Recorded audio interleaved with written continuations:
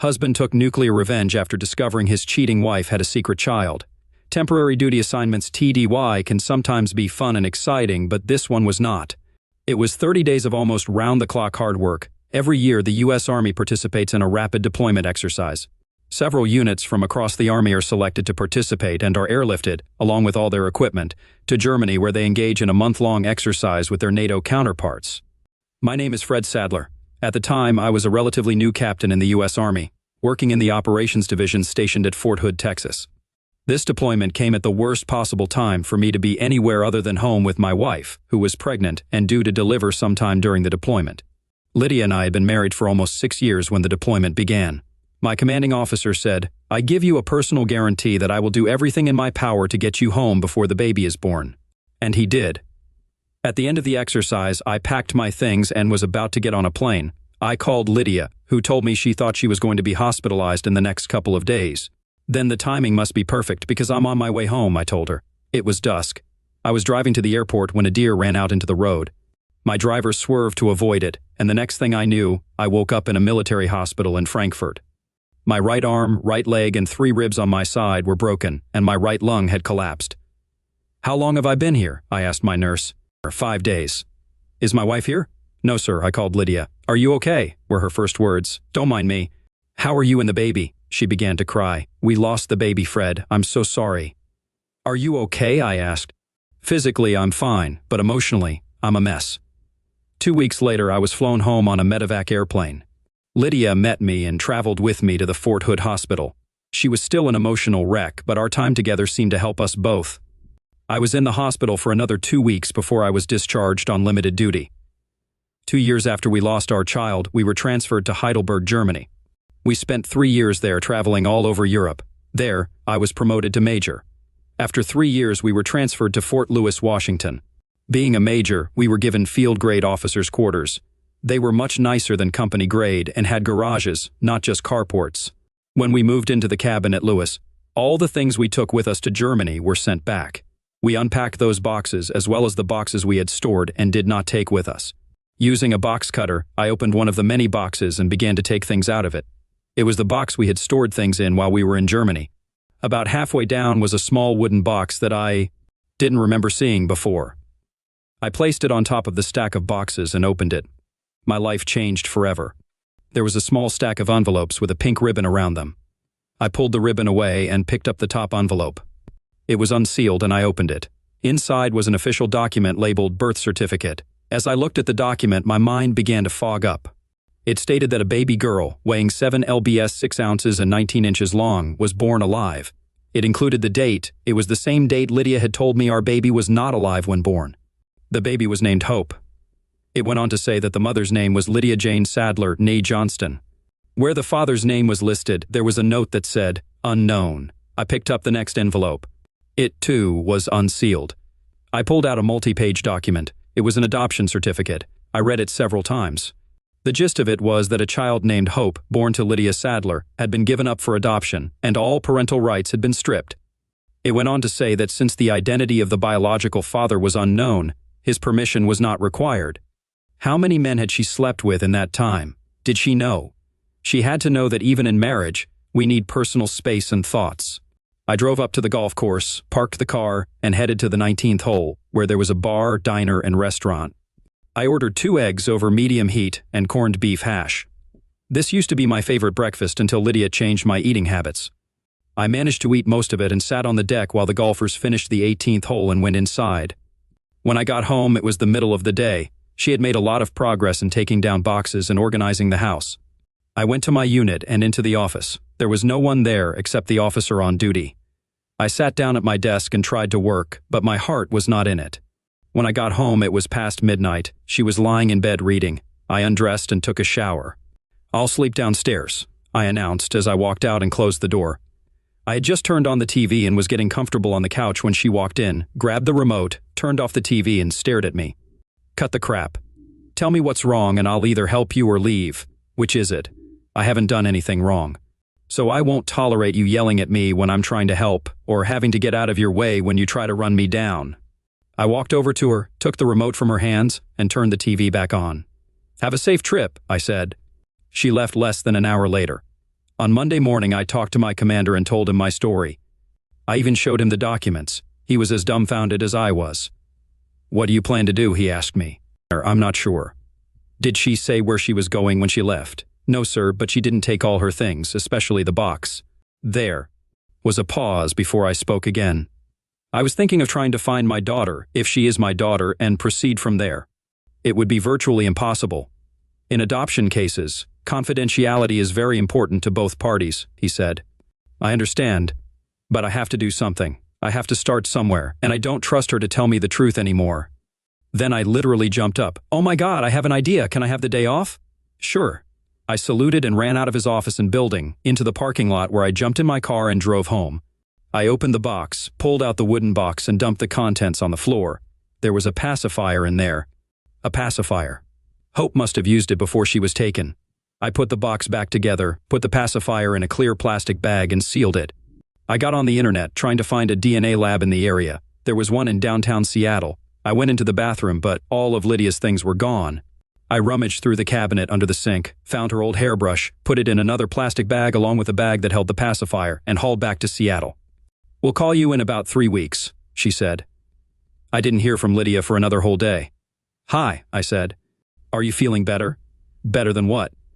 "Better than the idiot you were a couple of days ago." "No, same old idiot." "Why?" 3 weeks exactly. By then I should know if I'm going to eliminate you or just divorce you." I ended the conversation. The phone immediately rang and I ignored it. The next day when I got home, Lydia was already there. She met my car as I pulled up to the house. She was furious. "What do you mean you're going to either liquidate me or divorce me?" Exactly what I said. "I think I deserve an explanation," she said. "Me too." "About what?" she asked. We were still in the driveway. "You mean you don't need to explain anything?" I asked. "That's exactly what I'm talking about." "So there's no hope for us?" I said, putting as much emphasis as possible on the word hope. "What do you mean there is no hope for us? What have I done?" Then it hit her. "Oh my God, no, please no. I'll be back in an hour and you better not be here. I'll leave for work in the morning at 6:30. I'll be back at 5. By then, all your stuff should be out of this house." I left. I came back exactly an hour later and she was gone. And so was the box and some of her things. When I got home in the evening, the house was almost empty. She had picked out almost all the furniture and taken it away. True, she left my favorite chair and a bedroom set for guests. The next morning, I called my office to let them know I would be late. I then called Post Housing and arranged for government furniture to be temporarily brought to my apartment. I also called the credit union, our stockbroker, the insurance company, and anyone else I could think of and went about those mundane housekeeping things that are usually associated with divorce. I then made an appointment with a JAG Judge Advocate General Army lawyer. I knew they were not authorized to represent me in civilian court, but they could advise me. They confirmed what I suspected: she would get half. We lived in public housing, so we didn't own a house, but we had enough equity to buy one if we wanted to. Both our cars were paid off. My life continued for a couple more weeks. I went to work, did my chores, mowed the lawn, and washed and cleaned my car. One morning, the phone rang. "Hello," I answered. "Is that Major Fred Sadler?" "It is Major Sadler. This is Margie from the DNA Analysis Center. A few weeks ago, you gave us some samples to test." "Yes, I did." "Well, the results are in and you can come in and look at them." "Can't you just tell me now?" "No, sir, I can't. We can either mail them to the address you gave us or show them to you in person. We have no way to verify over the phone that you are who you say you are. We have to see identification. We can mail the results because, as you may recall, we asked you for ID when you were here and we were able to verify your address. I'll be there as soon as I can." I walked through their door, introduced myself, and asked for Margie. She came out and we shook hands. She asked to see my identification. "Come with me, please," she said. I followed her into a small room. She asked me to wait. She left and came back a couple of minutes later. She handed me the pacifier and then spoke. "Sample A is yours, Sample B is from the hair you gave us, and Sample C is from the pacifier." We were able to determine that samples B and C are positively related. Sample A is not related to either B or C. "Thanks," I said, took the pacifier, put it in my pocket, took the papers, and left. I got into my car. At least I didn't have a daughter calling some other man daddy, but someone else did. JAG was not authorized to recommend specific law firms or attorneys, but the JAG officer I spoke with was able to provide me with a list of approved attorneys and firms.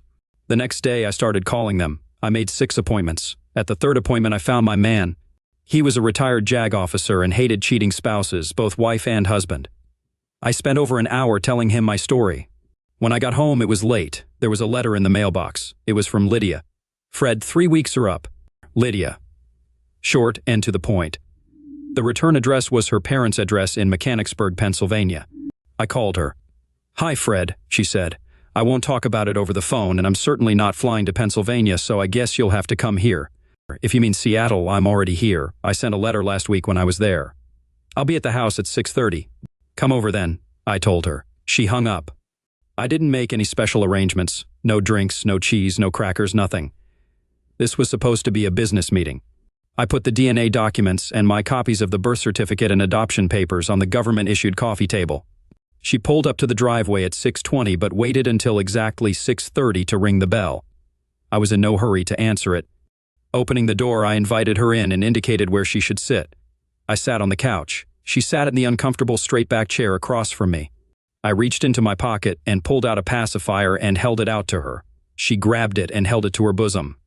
"Thank you," she said, as if I'd given her $1 million. Then I handed her a copy of the DNA test results. "You already know I'm not the father, but this will confirm it." She reached for the results and took them with her left hand. The pacifier remained clutched in her right. "I take it you are sample A?" she asked. "Yes." Then I pushed the rest of the papers toward her without saying anything. She leaned forward, read the title on the top sheet, and tears welled up in her eyes. She set the DNA test results aside and picked up the dissolution of marriage application. She started to read it, but the tears were already flowing freely and falling onto the form, so she set it aside. "Can I have a tissue?" she asked. "I don't have any." "You're not making it easy for me, are you?" she asked. "You cheated," I said. She nodded. "How many times?" I asked. "Does it matter?" "No, I just want to know." "One weekend, different men." "Just one." "Who is he?" "Does it really matter?" "Again, I just want to know. I think I deserve it." "I'm not going to tell you." "Do I know him?" "I'm not going to tell you." "So you'd rather protect him than try to save your marriage?" She picked up the divorce petition. "Our marriage is over anyway, why ruin it?" "Okay, but you have to tell me why you lied about your daughter being not alive when born." "When I found out I was pregnant, I wasn't sure if it was your baby or his. I thought about getting an abortion, but I couldn't. Over time, I was able to reason that you can't know for sure if it's your baby or not. When we found out it was going to be a girl, I was even more sure you wouldn't know because there is a special bond between dad and daughter, and I was sure you and her would look alike. As the time of her birth approached, I started to get nervous. Maybe you would find out she wasn't yours.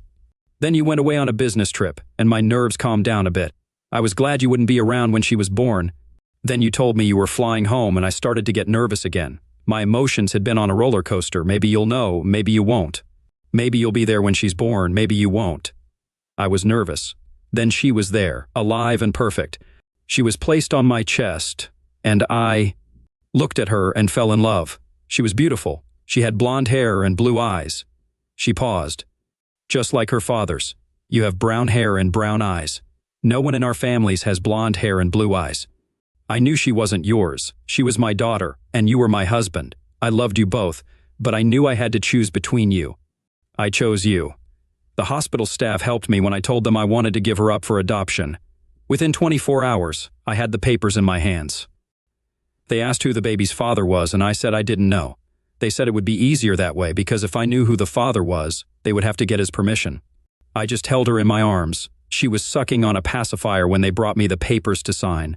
I knew I had to tell you something, so I made up the lie that she was not alive when born and her remains were cremated. When you came home, I couldn't believe you didn't ask to see the birth certificate, certificate of death, or anything else. I still can't believe it. I trusted you, I said. I had no reason not to trust you. Besides, it was so traumatic that I saw no reason to add to our suffering by looking at those pieces of paper. Eventually, you and I got our lives back to normal, and I was almost happy. But a part of me was missing. It still is, and it gets worse every year on her birthday. I always took the time to pull out her birth certificate, touch her little footprints, and hold her pacifier. There were times when I wanted to put it in my mouth to feel closer to her, but it had some of my dried breast milk on it, and I wanted to preserve it, so I didn't. They must have scraped it off at the DNA lab. Oh my God, it's gone. She groaned, then looked at me. It's gone. Her milk is gone. You idiot, you took her milk. She fell to her knees and literally curled up in a ball on the floor.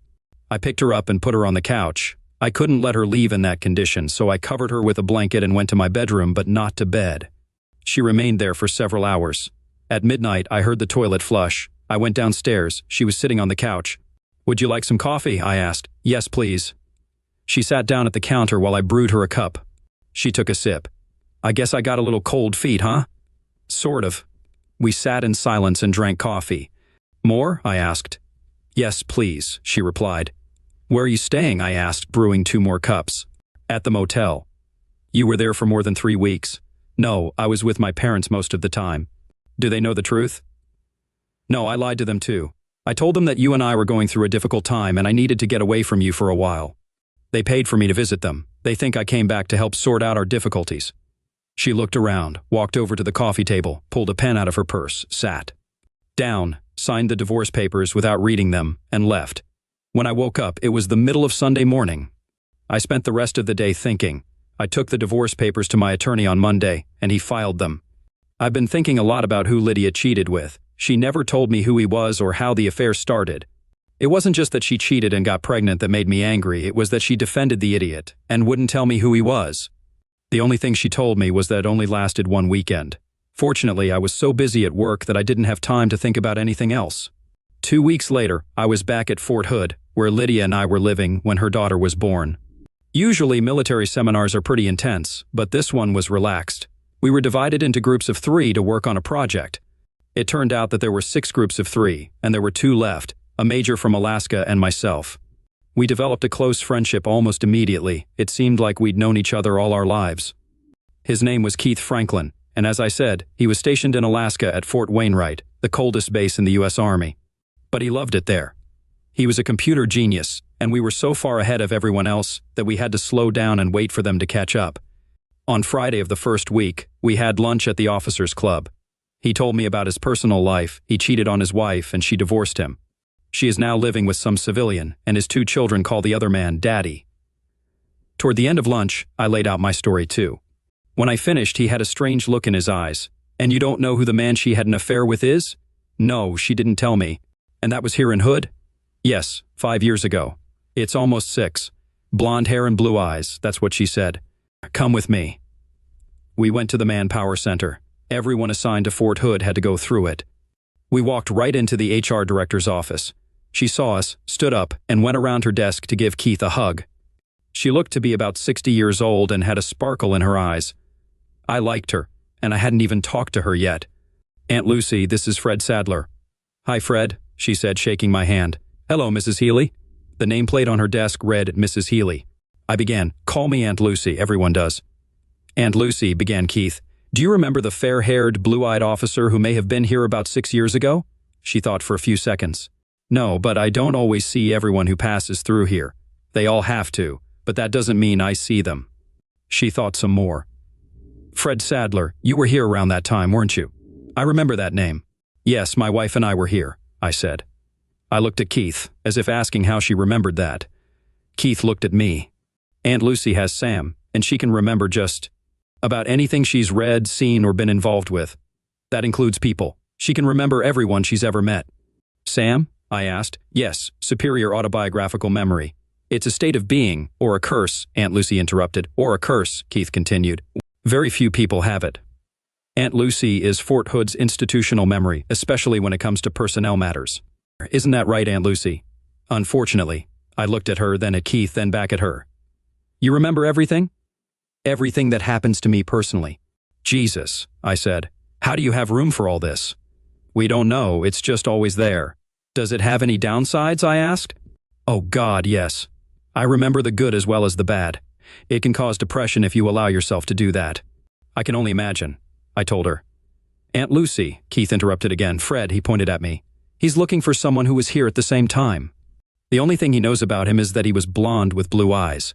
She laughed. "That's it? No height, no weight, no rank, no assignment, not even his initials?" "No, ma'am," I said. "Calling me ma'am is a waste of good oxygen, Fred. I'm Aunt Lucy.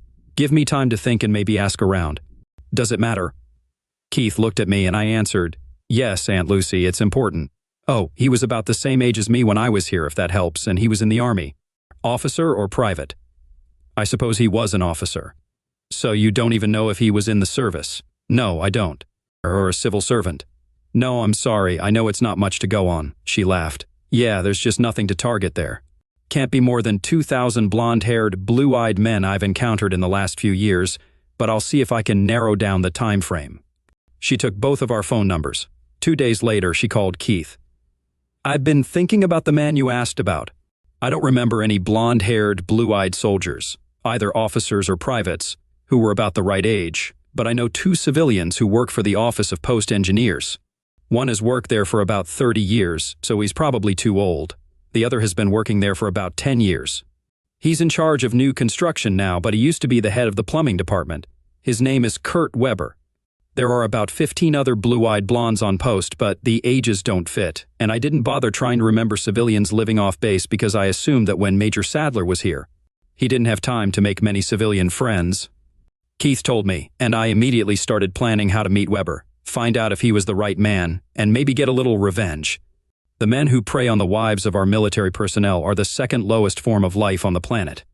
The lowest, of course, are those who prey on wives when the serviceman is overseas. These idiots deserve the worst fate imaginable. The next morning, I was sitting on the next street over from Weber's house in my rental car. I was hoping he was golfing or doing some home projects, so maybe he was on his way to the local hardware or lumber store. I'd been sitting there for almost 2 hours when I saw his car pull out of the garage and speed down the street. Thank God, I thought. I didn't feel like sitting here all day to see if he'd gone somewhere, but I was willing to do it if I had to. I followed him to Home Depot. We parked, and I followed him into the store. He was obviously known there because he talked to a few of the employees. There was a spot right in front of the door where there was a coffee bar. I knew enough about Home Depot to know that their regular contractor customers could treat themselves. Weber helped himself and stood sipping his drink while he chatted with one of the salesmen behind the counter. Watching Mr. Weber, I realized one thing. Not only did he have sex with my wife and make her pregnant, but he chewed gum with his mouth open. Other than spitting on the sidewalk, I couldn't think of anything more disgusting. The clerk Weber was chatting with had to go help a customer, so Weber took one last sip of coffee, spit the gum into a paper cup, and walked away, unwrapping another piece of gum. I walked over to the trash can, looked in it, and saw, right on top, a paper coffee cup with a piece of gum in it. I looked around, didn't see anyone, and took the cup. I got in the car and called Keith. I told him what I had. He laughed and told me to hurry back, that he might have something bigger by the time I got there. When I arrived, he was literally jumping from place to place and waving some papers around. You're not going to believe this, he said. You won't really believe it. He grabbed my arm. Look at this. No, you better sit down. I did. He sat down next to me and put the papers in front of me. Now look, there were a few names and an address. So I asked, so what? That's Hope's name, address, and her family's name. Her name is Sarah now, Sarah Randolph. I hacked into the files of an adoption agency. Those files are encrypted better than the nuclear missile launch codes carried by the President of the United States. He then stopped and calmed down. Well, I didn't personally hack their files, my brother did, but it's the same thing. I started to laugh. That's great, Keith. But what exactly am I going to do with it? I have no idea, but you have them. Maybe we can blackmail someone. Oh, that's great. I can already see the headlines. 2 Army officers tried to blackmail a 6-year-old foster child. That's a great one. He tossed the papers on the coffee table and leaned back in his chair. Yes, I see where you're going with this. He got a little flustered again. But we cracked their defenses. That's something. Yeah, that's something, I said, laughing. I carried the papers and coffee cup back to my block and placed them on the desk. I have no idea why I did it, but I looked up the address where Hope lived and drove there early Sunday morning. It was almost 200 miles to Corsicana. The house was a typical suburban house. I sat outside for about an hour, observing American suburbia on a typical Sunday. The noise of a few lawnmowers, the screams of children, and the chatter of neighbors. No activity came from Hope's house until almost noon. A car pulled up to the driveway. There were 3 people in the car. A man was driving, a woman was in the front passenger seat, and a child was in the right rear seat. The woman got out of the car, closed her door, and reached for the right rear door. I was at the ready with my cell phone. The woman removed the child from the car seat, placed the child on the ground, then knelt down to straighten the baby's dress. I had just enough time to take a few pictures. I heard a noise next to my car. A woman and a child were walking by. Sarah! The child next to my car squeaked, and she ran toward the other child, who I realized was Hope, and ran toward her. They were only a few feet away from my car, and I took a few more quick pictures. I started my car and drove off before either of the two women became interested in the strange car and man parked on their street. I drove a short distance away and stopped to look at the pictures. 4 were absolutely perfect. I could even make out her blue eyes. I drove back to Fort Hood. The following week, Keith and I finished the course with ease. We graduated on Friday and then had dinner and a few drinks together. Saturday morning, we went to the airport and flew home. Keith to Alaska and me to Seattle. The following Monday was a school day, so I had the day off. I took Lydia's and Hope's DNA reports to the DNA testing center. The lady didn't remember me until I reminded her about the pacifier. I gave her Lydia and Hope's DNA results and handed her the coffee cup with the gum. "See? You in 3 weeks," I said as I left.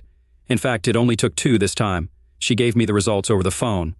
"It's a married couple, no doubt," she said. "Mother, father, and child." She would send me the official results in the mail. Okay, I had all the information I needed, but what was it for? What was I going to do with it? All it did was confirm that Weber was, in fact, the guy Lydia had cheated with. I went to Walmart and bought paper and envelopes. I also made copies of 2 photographs of Hope and the DNA reports belonging to Weber, Lydia, and Hope. On the DNA reports, I cut off anything that could tell where the report came from. I put it all in an envelope. I made sure I had gloves on from the moment I opened the bag of paper and the box of envelopes, made copies of the photos and DNA reports, and even used self-adhesive stamps and water, not saliva, to seal the envelope. I made every effort to keep it untraceable. I addressed it to Mrs. Kurt Weber at their home address. I also included Lydia's name and her parents' address because I had no idea where she was. Then I drove to Seattle's main post office and dropped the letter in the mailbox. I had no idea what would happen in Texas' home of Fort Hood and the Weber family when the package arrived. The news from Keith was a little over a month old when I got a call from Aunt Lucy. "I'm going to ask you a question, and I want an honest answer," she said. "I'll do my best. Whatever you're doing isn't good enough. I need complete honesty. Is that what you and Keith did to Weber? Aunt Lucy, I don't mean to sound smart, but what did we do to him? Set him up so his wife would file for divorce. Okay, here's what I did. Keith had nothing to do with it. I told her the truth, most of it anyway. I omitted Keith's part. You certainly stirred up a hornet's nest. Apparently, when his wife received your package, she didn't know if your DNA was his or someone else's, so she did it herself.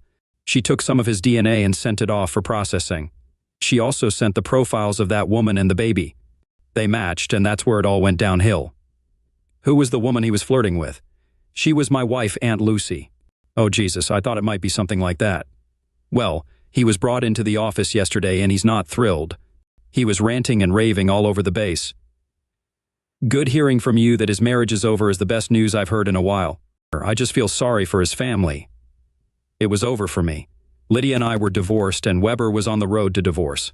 I folded all the papers Keith had given me into a folder and put it in a box with other things I no longer needed but kept anyway. My life was moving on.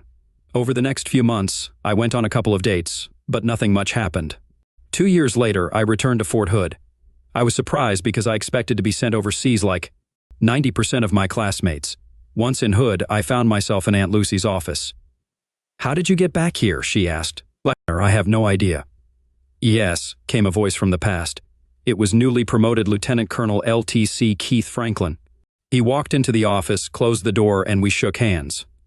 It turned out I needed an assistant, and a major who had just graduated from CGSC was just what I needed, so I asked for him. Keith and I had talked a few times since we arrived at the seminar but hadn't seen each other. I was glad to see my friend. After registering, I took a vacation for 2 weeks. The first thing I did was to look for a house. Lydia and I had been saving up to buy it. I assumed that she would get half of it in the divorce, but since she didn't show up in court, I got everything. The branch manager walked by. He introduced himself as Dwight Randolph. We moved here about 6 months ago and settled in a brand new neighborhood. The houses are very nice and inexpensive. You get a lot of value for your money. He told me this, then went to his office and returned with a business card from the agent whose services he had used. I called her, and it only took me 3 days to find what I wanted. I paid more than half of the down payment, and the bank was happy to finance the rest. I started working with Keith and moved into my new house. The first things I bought were a bed, a chair, a big TV, and a lawnmower. I was spending my first night in my new house. It was already dark outside, and I had no curtains or drapes. There weren't even enough sheets to cover the big front window. I had just opened a beer and was holding a slice of pepperoni pizza in my hand when the doorbell rang. I had long since gotten off the no red meat diet Lydia had kept me on. I opened the door, and there stood a woman. "Hi, neighbor," she said. "My name is Samantha Randolph, but everyone calls me Sammy. We live in the neighborhood. We haven't lived here long ourselves, and I just wanted to say hello, introduce myself, and tell you that if you need anything, just ask." "Is your wife here?" I smiled. "Fred Sadler, no wife, divorced." I saw her frown. "But don't worry, I don't throw loud wild parties or even soft wild parties." She smiled. We chatted for a few more minutes before she left. The first week in my new home flew by. On Saturday morning, 3 women rang the doorbell and brought food. They also brought decorating ideas. They had seen my empty house with the lights on at night as I sat in it with nothing but a chair, TV, beer, and pizza. They decided it was time to help me. The ringleader was Sammy Randolph. A couple of hours later, I had a slightly worn but nice leather couch, a dining table and chairs, and a small coffee table to keep the pizza off the floor. The ladies were about to leave when 3 small children came running in, chasing each other. One of the ladies, Ruth, grabbed 2 of the children, and Sammy grabbed the third. "Calm down, Sarah," she said, kneeling beside the child and brushing her blonde hair away from her blue eyes. "This is our new neighbor, Major Sadler." "Hello," she said confidently. "My name is Sarah." I leaned over. "Hi, Sarah," I said, looking into her piercing blue eyes. Blonde hair and blue eyes. I shook my head. "How old are you, Sarah?" "I'll be 7 soon." I stood up and we all said our goodbyes. As soon as they left, I went to the room that was to be my den, found the right box, opened it, and pulled out a folder. In it were the pictures I had taken. It was the same baby. I hadn't paid attention to the names of the parents before, but now I did. The adoption papers named Dwight and Samantha Randolph as Hope's adoptive parents. Sammy and her friend mostly decorated my house. It took a few weeks, and when it was done, we had a neighborhood open house. Sammy invited her sister-in-law, Joni Payne, who happened to be divorced. I hadn't enjoyed female companionship in a long time, and Joni and I hit it off right away. She was the last to leave the party, and I couldn't wait to call her. The next day, we met for lunch and had dinner with Dwight, Sammy, and Sarah. Sarah was brief because she wanted to go play with her friends. Over the next few months, we were together as often as possible. The first night we spent together was very good. We were sitting at the kitchen island when the doorbell rang. I threw on my robe and went to answer it. It was Sammy. "Good afternoon, Fred," she said as she walked inside. We were wondering. She saw Joni. "Well, what do we have here?" she asked, heading toward her sister-in-law. Joni was sitting on a stool, eating a ham and cheese sandwich. As Sammy approached her, she set the sandwich aside and turned to face her sister-in-law. Her robe was open, and Sammy reached up to close it. Joni laughed. "Too late for modesty, sis. He's already seen everything. In fact, he's—" "Never mind," Sammy said. I left the room and went upstairs to get dressed. When I came back, they were still discussing my bedspread. When they saw that I was dressed, they fell silent. The following weekend, Dwight and Sammy asked Joni to watch Sarah while the 2 of them went out to dinner. We were in the backyard watching Sarah in her sandbox. Without looking at Joni, I said, "She's a beautiful child, isn't she?" "Yes, she is." "Did you know she was adopted?" "Really?" "Yes, they've had her since she was born. According to the adoption agency, the birth mother was married, had an affair with a man she doesn't even remember, and got pregnant. Her husband was in the military. She didn't want him to find out about her affair, so she gave Sarah up for adoption. Dwight and Sammy were there to take her home. Sarah is the name her own mother gave her." "No, that name was Hope. It's on the birth certificate, but Sammy and Dwight changed it. Sarah suits her better." "What happened to the birth mother and her husband?" "I have no idea. The adoption agency closes their files very tightly. They don't give the birth mother access to information about the adoptive family and vice versa." Sarah came over and wanted to sit on Joni's lap. She leaned her head against Joni's and fell asleep almost immediately. A few minutes later, Joni asked me to carry Sarah into the bedroom and put her to bed. It was my first time touching her, and I felt very uncomfortable. I gladly laid her down. 7 months later, Joni moved in with me. A year after that, we were married. We had a very happy year until the Army intervened. We were told we were being sent to Germany for 3 years of service. We took 2 trips to the States, one when her father and Dwight's father died, and the other for the reunion. Both times, of course, we saw Dwight and Sammy. We saw Sarah at the funeral, but when we went back for the reunion, she was at camp. After 3 years, we received orders to go to Fort Bragg, North Carolina. I was going as a new LTC assigned to the post headquarters as an executive officer under the post commander. This was normally a position for a colonel, not a junior lieutenant colonel, but I didn't mind. In the military world, you don't look a gift horse in the mouth. To help me get settled in, the staff organized a series of briefings with the various departments that support the post. One of the briefings was to be given by a post engineer. Representatives from that department, as well as the post engineer himself, were already in the conference room when I arrived. I sat down in my seat at the table and watched as a blue-eyed civilian stood up to begin his speech. His hair was slightly blonde but with a touch of gray. He introduced himself as Kurt Weber. I just stared at him. He had been talking for an hour, and I hadn't heard a word, and my gaze never left his face. It was obvious that he was uncomfortable with me looking at him. At the end of his speech, he asked if I had any questions. "Tell me, Mr. Weber, have you ever been to Fort Hood?" "Yes, sir. I was in the engineering department." "Did you like it there?" "Yes, sir. Why did you leave?" "It's rather personal, sir." "You are correct. I withdraw the question. I'd just like to know about the people I work with. I seem to recall a scandal at the Fort Hood engineering department a few years ago." "Do you know anything about that?" "I vaguely recall something about one thing. There was someone cheating, if I remember correctly." "Ah, well, I just remembered something. Thanks for the briefing. If you need anything at headquarters, feel free to contact me." "Just in case you forgot," I pointed to the name tag on my uniform. "My name is Sadler, Sadler, Fred Sadler. I wouldn't want you to forget it." I was still looking straight into his eyes, and I could see the light. Bulb turn on and his eyes get huge. Kurt Weber became several different colors, ranging from red to pale gray. I got up and walked away. In the afternoon, I learned that Mr. Kurt Weber had requested a transfer. Unfortunately for him, this request had to go through me. When I received it the next day, I wrote in large letters, "Response, I have plans that involve Mr. Weber's expertise. He will play a key role in the realization of these plans." The next day, to the surprise of almost everyone, Mr. Kurt Weber tendered his immediate resignation. I signed it. Every day, I fell more and more in love with Joni. I watched her become increasingly beautiful and hot. Every morning I looked in the mirror and saw an aging, middle-aged man, wondering what she saw in me. But whatever it was, I was grateful for it. We cherished our time together, and years flew by much faster than I wanted. We were stationed in Alaska and traveled to Killeen to visit Sammy and Dwight. On our first evening, they told us about a decision they had made with Sarah, who was almost 18. She had always known she was adopted and was now interested in finding her biological parents. Dwight and Sammy supported her decision, but the adoption agency offered no help, citing compliance with the law. All we heard that first day was how outdated the laws were and how they needed reform, especially since it's important for an adopted child to know their birth parents' health status. They decided to use a website dedicated to DNA and ancestry. They sent Sarah's DNA and waited to see what happened.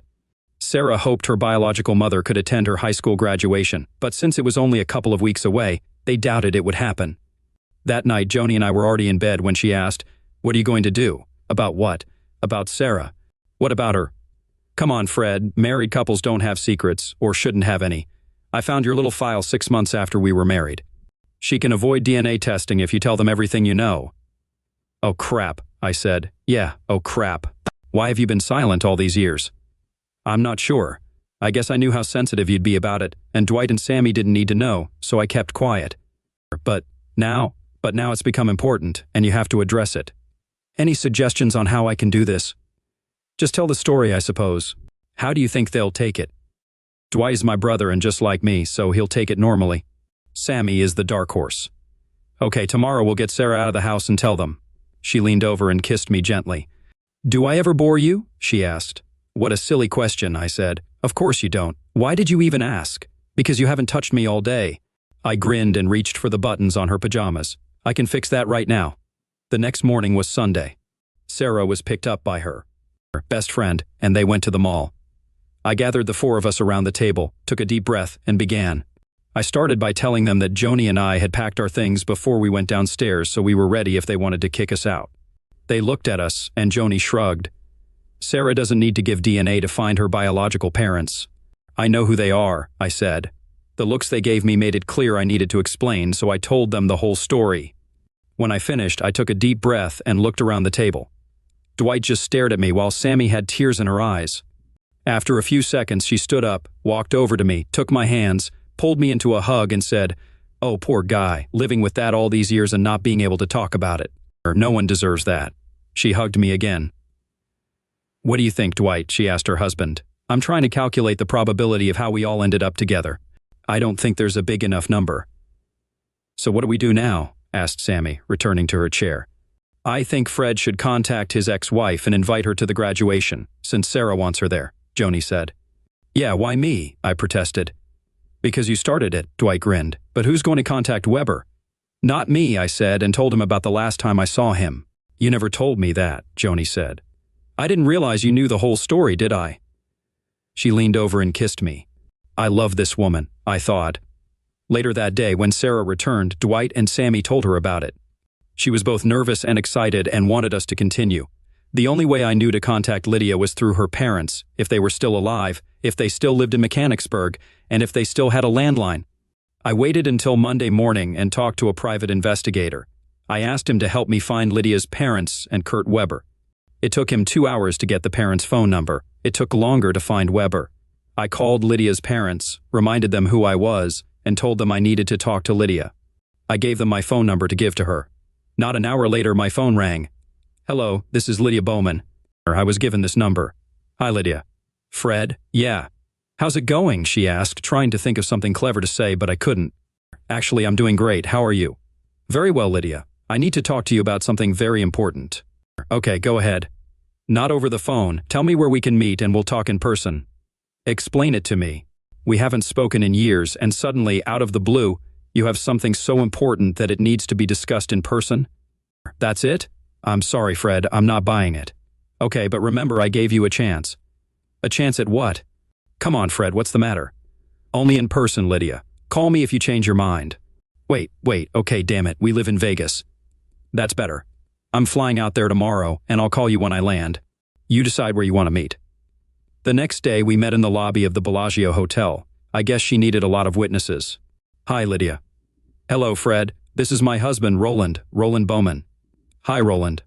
I turned my attention back to Lydia. I need to see you alone for 10 seconds.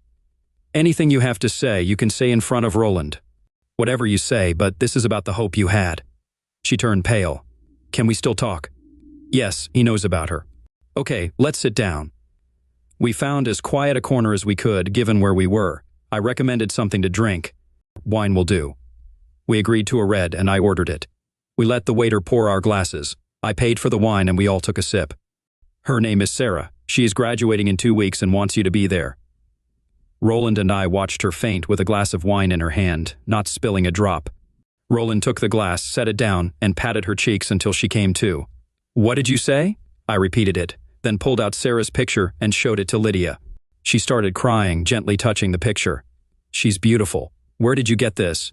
I took it yesterday in her living room. You took it? How? Why? I told her the whole story from beginning to end, including our failed attempt to find Kurt Weber. She didn't know I knew his name and was shocked again. Initially stunned, she quickly grew really angry. Why didn't you ever tell me? Why did you keep her from me all these years? Her voice got louder and louder. Roland jumped up. Calm down. You gave up all rights to her. Fred is breaking the law by doing this now, so chill out. She calmed down. When can I see her? At her graduation if you want to come. Of course I'll come. Can't I see her sooner? You both need time to get used to it. Take your time. How about we get there the day before? She smiled. That would be wonderful. Now, how about I take a picture of you so she can see what you look like? Okay. We found a spot outside for her to pose. When I started to leave, she rushed over, hugged me, and kissed my face and head. Not too demonstrative, is she? Roland asked, laughing. I decided I liked him. That same afternoon, I flew back to prepare Sarah. I showed her a picture of Lydia. She's beautiful, Sarah said. She was very nervous, but excited at the same time. For the first time since I'd known her, she hugged me. Thank you, Uncle Fred. Now we know where you get your beauty, said Sammy, snuggling tightly against Sarah. Do you know what my birth father looks like? Sarah asked timidly. The other 3 adults looked at me with widened eyes, waiting to see what I would say. I thought for a moment before I spoke. Let me tell you that. You got your blonde hair and blue eyes from him. The 3 adults breathed a sigh of relief. We had only taken a week's vacation, so I had to go back to Alaska. But Joni stayed behind to help everyone prepare for the big day. I left for Alaska, promising to be back 2 days before graduation. The day before I was due back in Killeen, I got a call from the private detective. The most he'd been able to find out about Weber was that after leaving government service, he'd taken a job as a consultant to the government of a Middle Eastern country. Like several other American consultants, he disappeared shortly after arriving in country and has not been seen since. I met Lydia and Roland at the airport and drove them straight to Sarah's house. When we entered, she was standing in the middle of the living room. I let Lydia go first. They looked at each other for a long time, then Lydia spoke. "I brought you this," she said, pulling out a pacifier. "It belongs to you, and I thought you might want it back." Husband takes down cheating wife's lovers one by one, then disappears from their lives forever. Steve Johnson stationed himself outside his wife's office at 7:000 p.m., intending to terminate the charade they dubbed marriage. Some husbands overlooked the signs over time, especially when their wives had never worked late before. Steve took notice and decided to address the issue. He approximated that this had been transpiring for 2 months, pinpointing the moment he observed his wife Angela wearing red high-heeled shoes to work. Angela despised heels, reserving them for rare weddings or special occasions, particularly in the bedroom, where she paired them with red heels, white stockings, a cute lace bra, and thong underwear. Steve cherished the white thigh-high stockings and believed they had a fantastic love life. However, Angela never wore high heels to work, which prompted Steve to inquire about the change. He asked if something was going on, and she explained that she had a meeting with her boss and wanted to look professional. Angela paused briefly and continued walking without turning around. Steve remained silent, contemplating her choice and wondering if it resembled that of a professional yet remained discreet. The revelation unfolded over time. Initially, it was an occasional hour, but later it escalated to 2 or 3 hours several days a week. Steve realized the truth when Angela attended a bachelorette party. Detesting clubs, salons, and bars, preferring dinner or coffee, she disapproved of drinking and looked down on those who indulged. Following her to a third bachelorette party at her boss Martin Schindler's house in Glen Ellen, Steve recognized the location from past gatherings. Waiting an hour to confirm her intentions, he then deflated all 4 tires and returned home.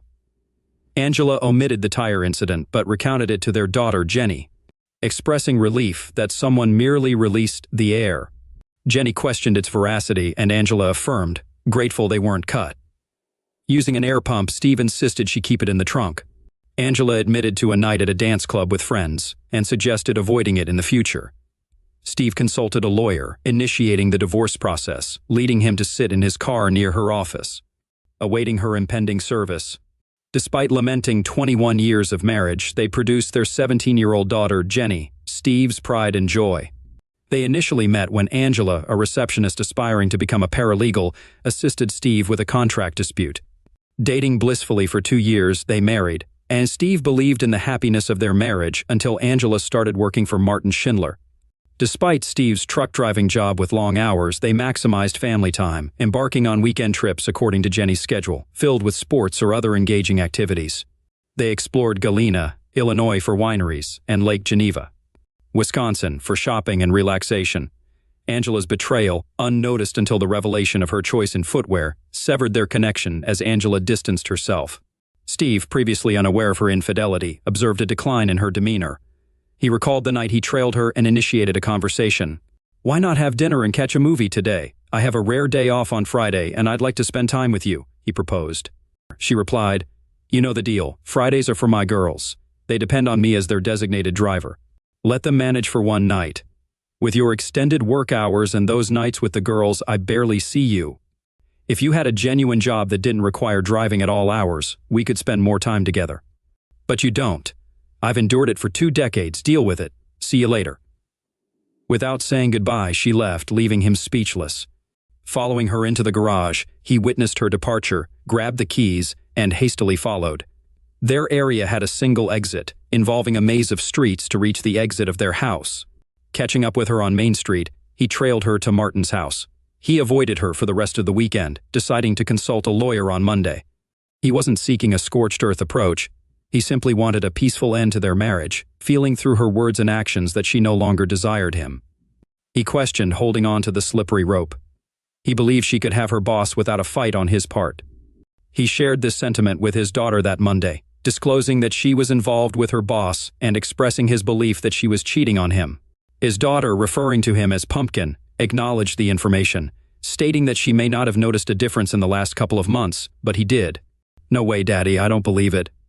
I followed her to his house. She claimed she was going out with friends, but that's not true. She went straight to her boss's house. But her tires were damaged at the club. No, honey, I did it right outside her boyfriend's house when I realized she wasn't heading to the club." It's hard to believe, Dad. Me too, but it's true. His daughter sat beside him in the car, anticipating the inevitable fireworks. Are you sure, Dad? No chance? Jenny asked. No, Pumpkin. It's over. She broke my trust and tore my heart. I can't tolerate such betrayal, even if she had a reason. There's no justification for a prolonged affair. What if she got drunk, and it happened just once? Maybe if she'd been assaulted, it would be different. No, she chose this path. She betrayed my trust. Trust is crucial. You can never love someone you can't trust. I could never love someone who betrayed me like that. Our marriage fell apart. Jenny glimpsed two men approaching the car from the window. What a fool, Angela Johnson remarked, looking out of their law office window, engaged with Martin. She was relieved the office had gold-tinted windows. I can't believe it. He thought he'd smack me to it. There was no love there. It was animalistic in every way. It took him 6 months to attract Angela, grooming her to replace his wife, who just finalized their 19-year marriage's divorce. He was fed up with his ex-wife's complaints, weight gain, and lack of desire. Embarrassed to be seen with her, he finally broke free when his twins left for college. Angela, the same age as his wife, exuded greater elegance, possessing the toned physique of a 30-year-old.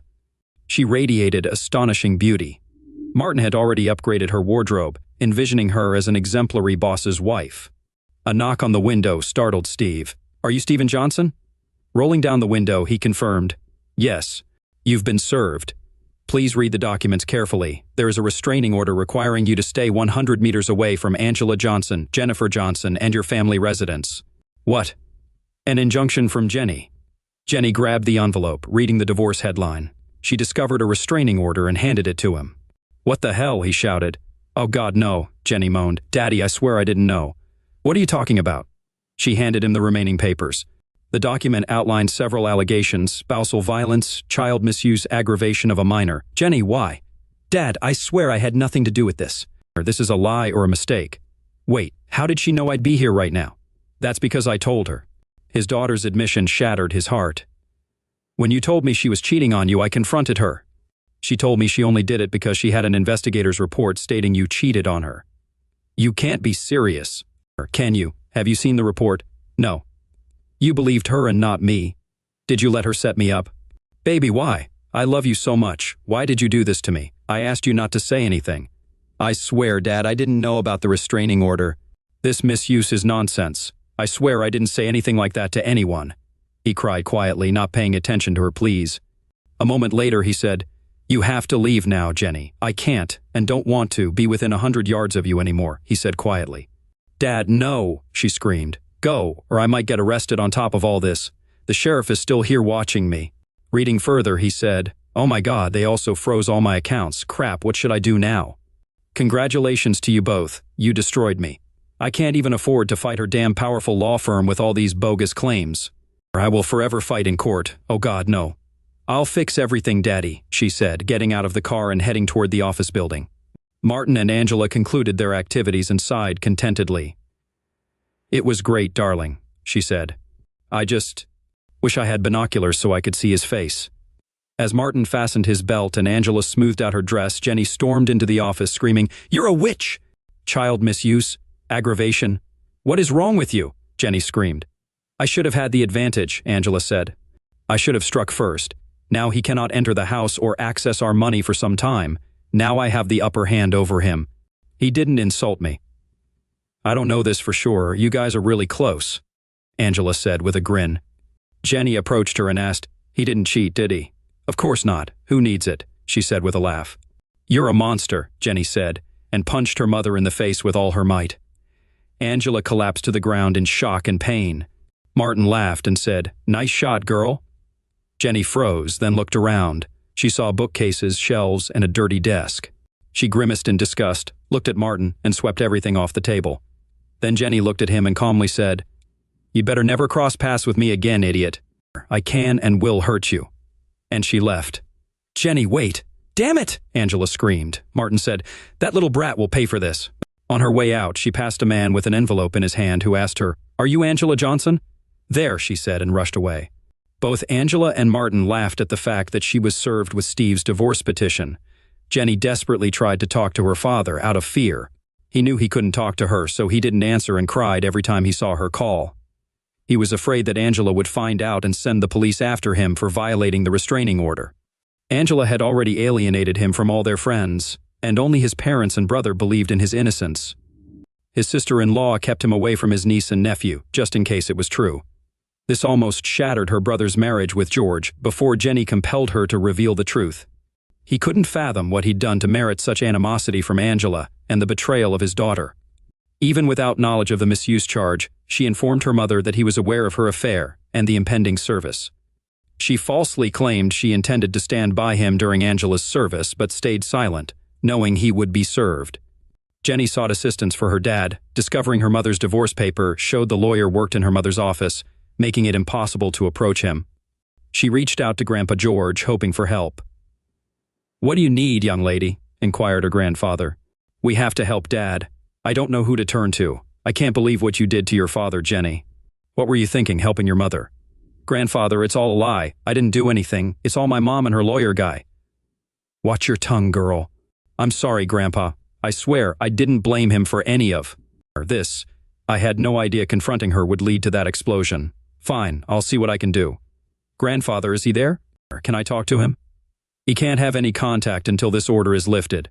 Every call makes him cry, fearing your mother will find out and involve the police. His lawyer set a court date for the hearing, but nothing can be done until then." Jenny, in tears, said, "Grandpa, tell him I love him and miss him. I'll convey the message if I see him." Jenny hung up and cried for minutes. When she composed herself, she entered her mother's room, tossing her underwear and new clothes down the stairs. Carrying a heap of clothes outside, she threw them in the front yard. Some outfits still had tags. "Screw you, Mom," she said, and fetched lighter fluid from the barn. Pouring it on her clothes, she lit them with matches, realizing her mother would return soon. Jenny sat in a lawn chair, roasting marshmallows over the burning clothes. Angela, pulling into the driveway, saw Jenny and screamed, demanding an explanation. "No, Mom, I've lost my mind. I decided to make you pay for the days Dad can't talk to me. Destroying more of your things will follow unless you retract this misuse claim. If you touch me, I'll report your misuse, and also let everyone know your boyfriend asked me to show my underwear. Don't worry, Mom. Things will turn into smoke until I talk to him." "Damn it!" Angela exclaimed as she entered the house. She dialed Steve, but as expected, he ignored the call and deleted the message unheard. Shortly afterward, a fire truck and police car arrived in response to a neighbor's fire report. A policeman and a firefighter approached Jenny. "What's happening here, young lady?" inquired the officer. "My mom wanted to discard clothes she'd outgrown and told me to burn them at the stake," Jenny explained. "Apparently you can't have a fire in the front yard." "Is your mother home?" he asked. "Yes, sir." "I'll use a hose to put it out if you want," a fireman offered. "Did you use anything to light it, or did you just set the clothes on fire?" "A whole can of lighter fluid," she proudly admitted. "We don't have water, but we've got some sand." "I'll fetch it," the fireman said. While he dealt with the fire, the policeman rang the doorbell. Angela, prepared to confront her daughter, realized it was the police. "We'll handle the fire, it's not a big deal, officer," Angela said before he could speak. "Ma'am, did you know it's against city ordinance to have an uncontrolled fire in your yard?" "No, I didn't," she retorted through clenched teeth. "Here's your fine, just pay it. No court appearances required. Next time, ma'am, consider donating unwanted clothes to Goodwill. Less fortunate people could use them." She closed the door. Angela's lawyer attended a restraining order hearing the following Monday, choosing not to renew it, aware it was falsely obtained. It served its purpose, buying time and tarnishing Steve's reputation.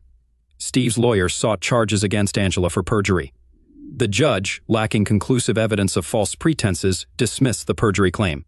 Though the restraining order was lifted, it offered little comfort to Steve, deeply depressed by false accusations, frozen assets, spousal betrayal, and, most painfully, his daughter's betrayal. Struggling to make ends meet, he took leave from work, battled drinks, and lived in misery. In the afternoon, when Angela and Jenny were absent, Steve visited his house. Despite changed locks, the garage door opened. He found his belongings in boxes and garbage bags, noticing Angela had left the wedding album and family photographs. He maintained contact with his family, though strained due to his problems. Despite his parents urging him to see a psychiatrist, he refused, feeling he didn't need one to confirm his miserable life. Angela's law firm waged a merciless campaign, informing his employer about the restraining order and misuse allegations, resulting in Steve's termination. His contract's moral clause, meant to address such situations, might have been contested if he were in a better state of mind. But at that moment, he felt powerless to act. Steve's residence remained a mystery, with communication limited to telephone exchanges with his family. The sole glimpse of him occurred during mandatory court appearances for his divorce, where he interacted solely with his lawyer and the judge. Jenny attempted to engage him during such instances, and each time, he passed by without acknowledgement, resembling the walking dead in her eyes. Angela reveled in the unfolding events, harboring resentment toward Steve long before Martin influenced her. Throughout her manipulative endeavors, her sentiments evolved into near hatred. After prolonged legal battles, the divorce course concluded. Steve reclaimed his share of assets, successfully sold the house with his lawyer's assistance, and retained ownership of his truck. However, false rumors circulating about child misuse hindered his job search in town, despite lacking any accusations.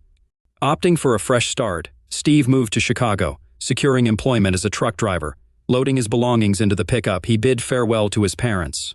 When Jenny arrived, "Dad, I'm so sorry, none of this should have happened," she expressed, running up to hug him. He cried without reciprocating. "You chose your mother without evidence, and the dominoes fell. I had to file first to catch her off guard. Now you understand why." "Daddy, I didn't know, I'm sorry. I'm leaving now. This false accusation of child aggravation just won't go away. Once you're accused of something like that, it's a stink you just can't wash off. Someday, your mother and her lover will pay for this. Goodbye, Jennifer. I loved you more than my own life." As her grandmother hugged Jenny, he seized the opportunity to get into the truck and drive away. "Angela, will you marry me?" Martin proposed on the day the divorce finalized. "Yes, Martin, oh yes," she cried and hugged him, causing a scene in the restaurant. "Let's go to your house and celebrate," she suggested after settling the bill. Eager to move in and remodel Martin's big house, Angela planned to discard the tacky furniture and curtains chosen by his ex-wife. Their first purchase would be a new bedroom set. As they left, Martin laughed at the sight of his ex-wife, Carol, having dinner with her parents. Carol, disgusted with him and his latest mistress, spat at him as they passed by, but he paid no attention. Steve entered the truck warehouse and spotted his colleague Lou at the doorway. "Steve, what's up, dude? You look like someone spoiled your oatmeal. Divorce is finalized today. Ah, well, after what that woman did to you, you deserve to have some fun today. It's not her, it's my daughter. She took her side and I just can't handle it. She calls and emails me, but I can't bring myself to talk to her. Maybe I should see a psychiatrist. Perhaps you should let off some steam," a voice chimed in from behind them. "Hello, Marianne, that's not a bad idea," Lou added. "Ha, who needs my dried-out old self?" Steve remarked. Marianne leaned over, whispering words of affection to him, and then gracefully walked away, leaving the onlookers admiring her as she departed. Encouraged by his friends, Steve expressed his readiness to pursue Marianne, stating that she was his new partner and they should hit the road. Their initial date included dinner, a movie, and a visit to Baker Square for coffee and cake. Marianne reassured Steve, mentioning that he was a good guy going through a rough patch and that everything would work out. Reflecting on his past, Steve shared with Marianne that for a long time, he couldn't fathom what he did wrong and couldn't understand his ex-wife's aggression during the divorce. He expressed that she was terrible, but it was all over now. Holding her hand, he advised her to look forward, not behind, and promised to make it worth her while. With a smile, he squeezed her hand and suggested they go, while Marianne pulled him in for a kiss upon their exit. She then proposed if he wanted to see her bedroom. Steve regretfully replied that he wished he could. However, Marianne, undeterred, took his hand, leading him to her bedroom. Bathed in the soothing bluish tint of moonlight, they kissed and undressed slowly, intending to savor every moment. Marianne eventually lay on the bed, and Steve knelt on the floor, expressing his perspective. He remarked that her loss was his gain, and he intended to take advantage of it. He kissed her, mentioning that he was available any time. A week or so later, a man dressed in black approached the back door of a posh house in town. Expecting to break in, he smiled when he found it unlocked. Stealthily navigating through the house, he reached the room he sought. The room was well equipped, thanks to a Facebook photo of his target sitting at his desk. The arrogant man had it as his screensaver. The closet was behind and to the right of the desk, with the room dimly lit by a desk lamp. Though the closet door was closed, he could still see the room well. Opening the door behind the counter, he waited. The only concern was the target approaching the closet before sitting down. It might complicate things, but he remained confident the job would be done with a perfect alibi ensuring his safety. Martin Schindler entered his home office, glancing at the computer monitor angled on his desk. With his back turned to the cabinet, the uninvited guest cautiously opened the closet door and stealthily slipped away. Upon hearing the noise, Martin looked up and discovered a weapon pressed to his head, followed by the pulling of the trigger. Subsequently, the pistol was placed in his hand, and a note was left on the table that simply stated, "Price paid in full." The shooter swiftly exited the door after leaving the note. Upon returning home from the store, Angela entered Martin's office to share the new bedding she had purchased. She screamed at the sight of his lifeless body in the chair and immediately retrieved her cell phone to call emergency. While observing the weapon in his hand with a note on the table, she refrained from touching it. Reading the message, she received a shocking revelation. "No, Steve, no." In distress, she screamed, questioning, "What have you done?" Detective Devontae Jordan received a call and hurried to the Schindlers' home. On arrival, he saw a weeping woman in the living room, with crime scene investigators moving around the office. While scanning the scene, he noticed a new set of golf clubs in the corner and commented, "Good clubs indeed." Continuing his examination, he observed the weapon still held in the sufferer's right hand. Asking one of the first responding officers, he inquired about the current situation. Learning that it was an apparent self-inflicted gunshot to the head, the sufferer was lawyer Martin Schindler, a homeowner, with Angela Johnson as the bride, who found the body and called emergency. There was a typed note on a computer, unsigned, consisting of just one sentence. Detective Jordan handed a plastic bag with the note, frowned, and questioned Angela about its meaning. Angela clarified it wasn't self-destruction. Her ex-husband, Steve, eliminated him. Martin disliked weapons and didn't own such a firearm.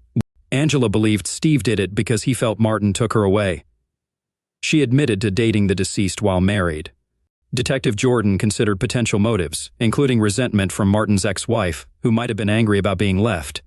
Angela provided an alibi for her whereabouts, assuring the detective. On a sunny Sunday afternoon, Detective Jordan visited Steve Johnson, asking about his whereabouts the previous night. Steve explained he was driving a rig through Rockford, arriving at the station at 9:30 p.m. Detective Jordan informed him of Martin's apparent self-destruction, hinting at inconsistencies. Steve offered additional information, providing his new mobile number for future contact.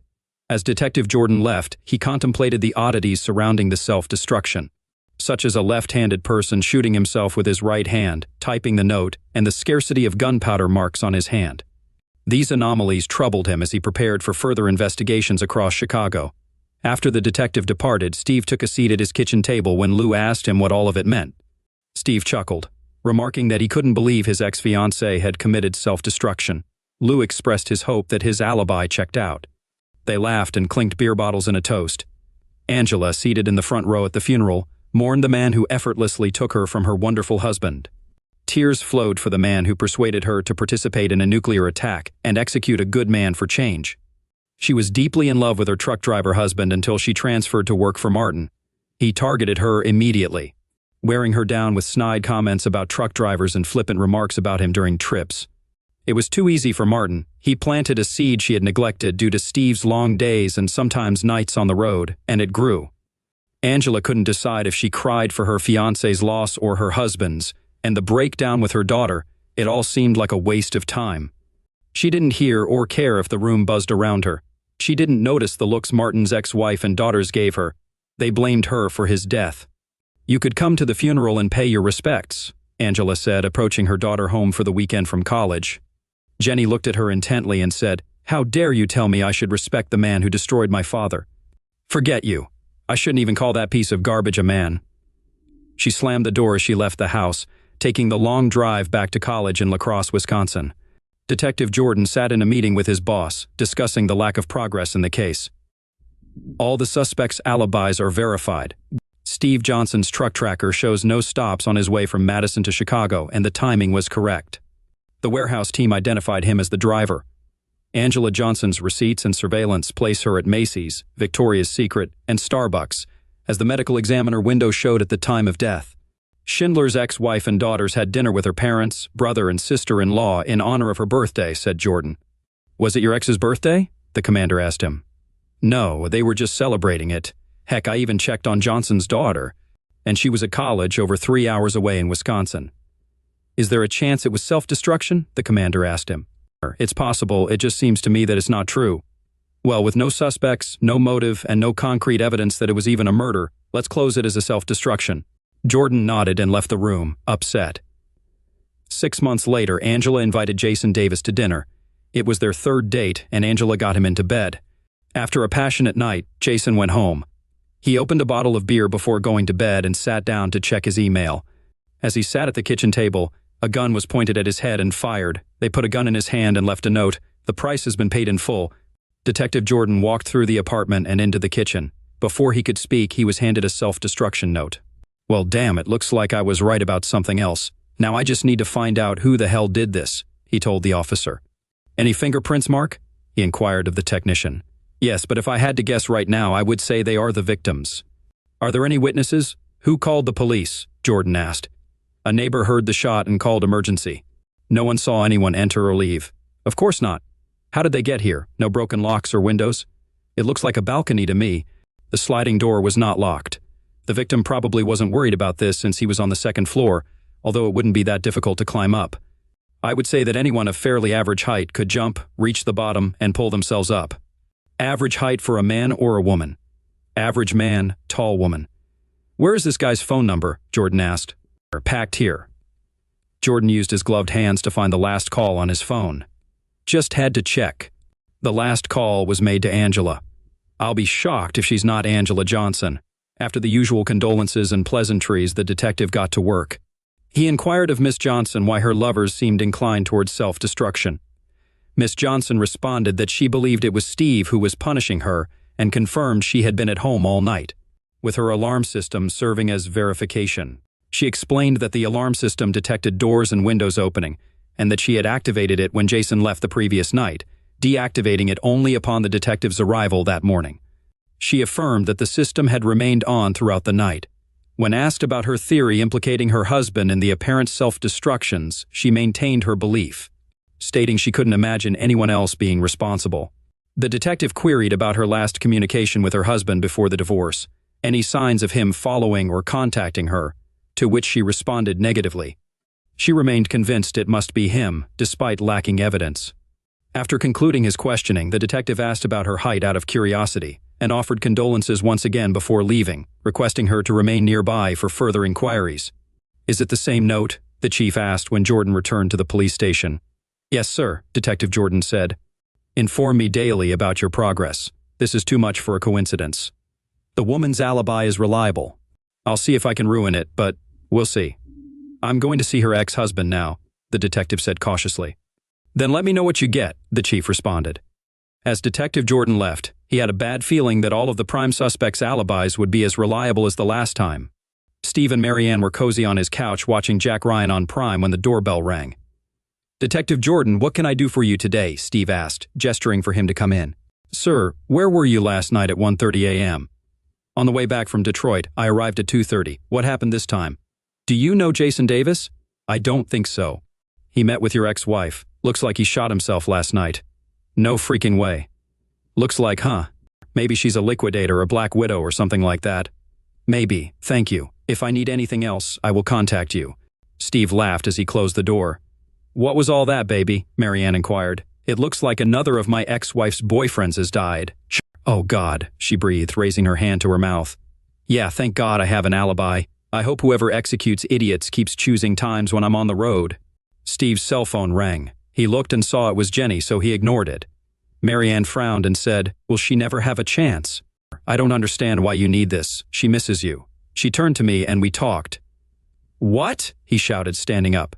She reassured him, urging him to relax, emphasizing that she wouldn't intervene in his decision and that ultimately he had to live with it. She mentioned that his ex-friend still followed him on Facebook, having seen a recent tag at a sushi place and expressing happiness for him. She informed him that his ex-friend texted her to inquire about him regularly and expressed a persistent desire to communicate with him. She recounted how his ex-friend called her weekly for casual conversations, showing interest in his activities and whereabouts. She described how his ex-friend admired her control over his schedule and appreciated the assurance that he would always be home when needed. She reminisced about their discussions regarding his travels and experiences on the road since childhood, including early morning returns and shared breakfasts filled with tales of his trips. He sighed, recalling these memories fondly. "Marianne, I love you, but please stay away from this." She hugged him and said, "I'm not involved in this. I will never drag you into anything." Everything depends on you. I told her straight out that I wouldn't put you two together. He nodded, hugged her tightly, and stopped the show. I just don't have anything that could put her at the crime scene, Chief. In fact, there is no evidence that anyone was at the crime scene. No forced entry, no fingerprints or toe marks, and no discrepancies in spatter patterns. If it weren't for the identical notes, I would have closed them both as self-destruction, Jordan informed his boss. About the ex's alibi? The commander inquired. It's tightly secured, Jordan responded, likening it to a nuclear reactor.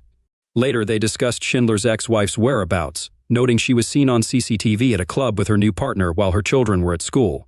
2 years afterward, Angela shifted her dating habits, deciding to avoid dating men repeatedly after incidents of self-destruction. However, she continued engaging in casual encounters but reconsidered after contracting an STD. Wanting to settle down, she began dating Lance Forrest. After a month, their relationship became public, though some considered her approach careless. Unfortunately, Lance was fatally shot while watching a ball game at home. The weapon was discovered in his hand along with the same note as before. He answered his cell phone and was greeted by Detective Stan Anson from Schaumburg. Anson asked if there were any unsolved cases that might be connected to his. Jordan confirmed there was one related to fully paid self-destructions. Anson mentioned he had such a case, which surprised Jordan. Anson asked about any connections to Angela Johnson, who was revealed to be the deceased's girlfriend. Jordan inquired about Angela's ex-husband's alibi, which Anson confirmed was solid as he was passing through Madison at the time. Anson stated Angela was alone at home, her security system providing an alibi last time. This time, Angela had ordered Chinese food delivered within 30 minutes. The shooting occurred during this time frame, according to a neighbor's emergency call. Despite the proximity of Angela's house to the deceased's apartment, they couldn't see how she could have committed the crime within that window. Jordan agreed with the assessment. They decided to meet the next day to compare files. However, despite their efforts, all alibis remained unbroken, and no new suspect emerged, leaving the cases unsolved. Steve and Marianne sat in the Great Hall, watching Jenny as she walked across the stage to receive her bachelor's degree. Steve beamed with pride and had to wipe away the tear that threatened to roll down his cheek. Marianne tightly squeezed his hand and kissed it. After the ceremony, as they headed to their car, Marianne expressed her desire for him to call someone he loved very much. He declined, explaining that the person had chosen to side with her mother rather than him, and only regretted it later when she felt guilty about her mother's actions toward him.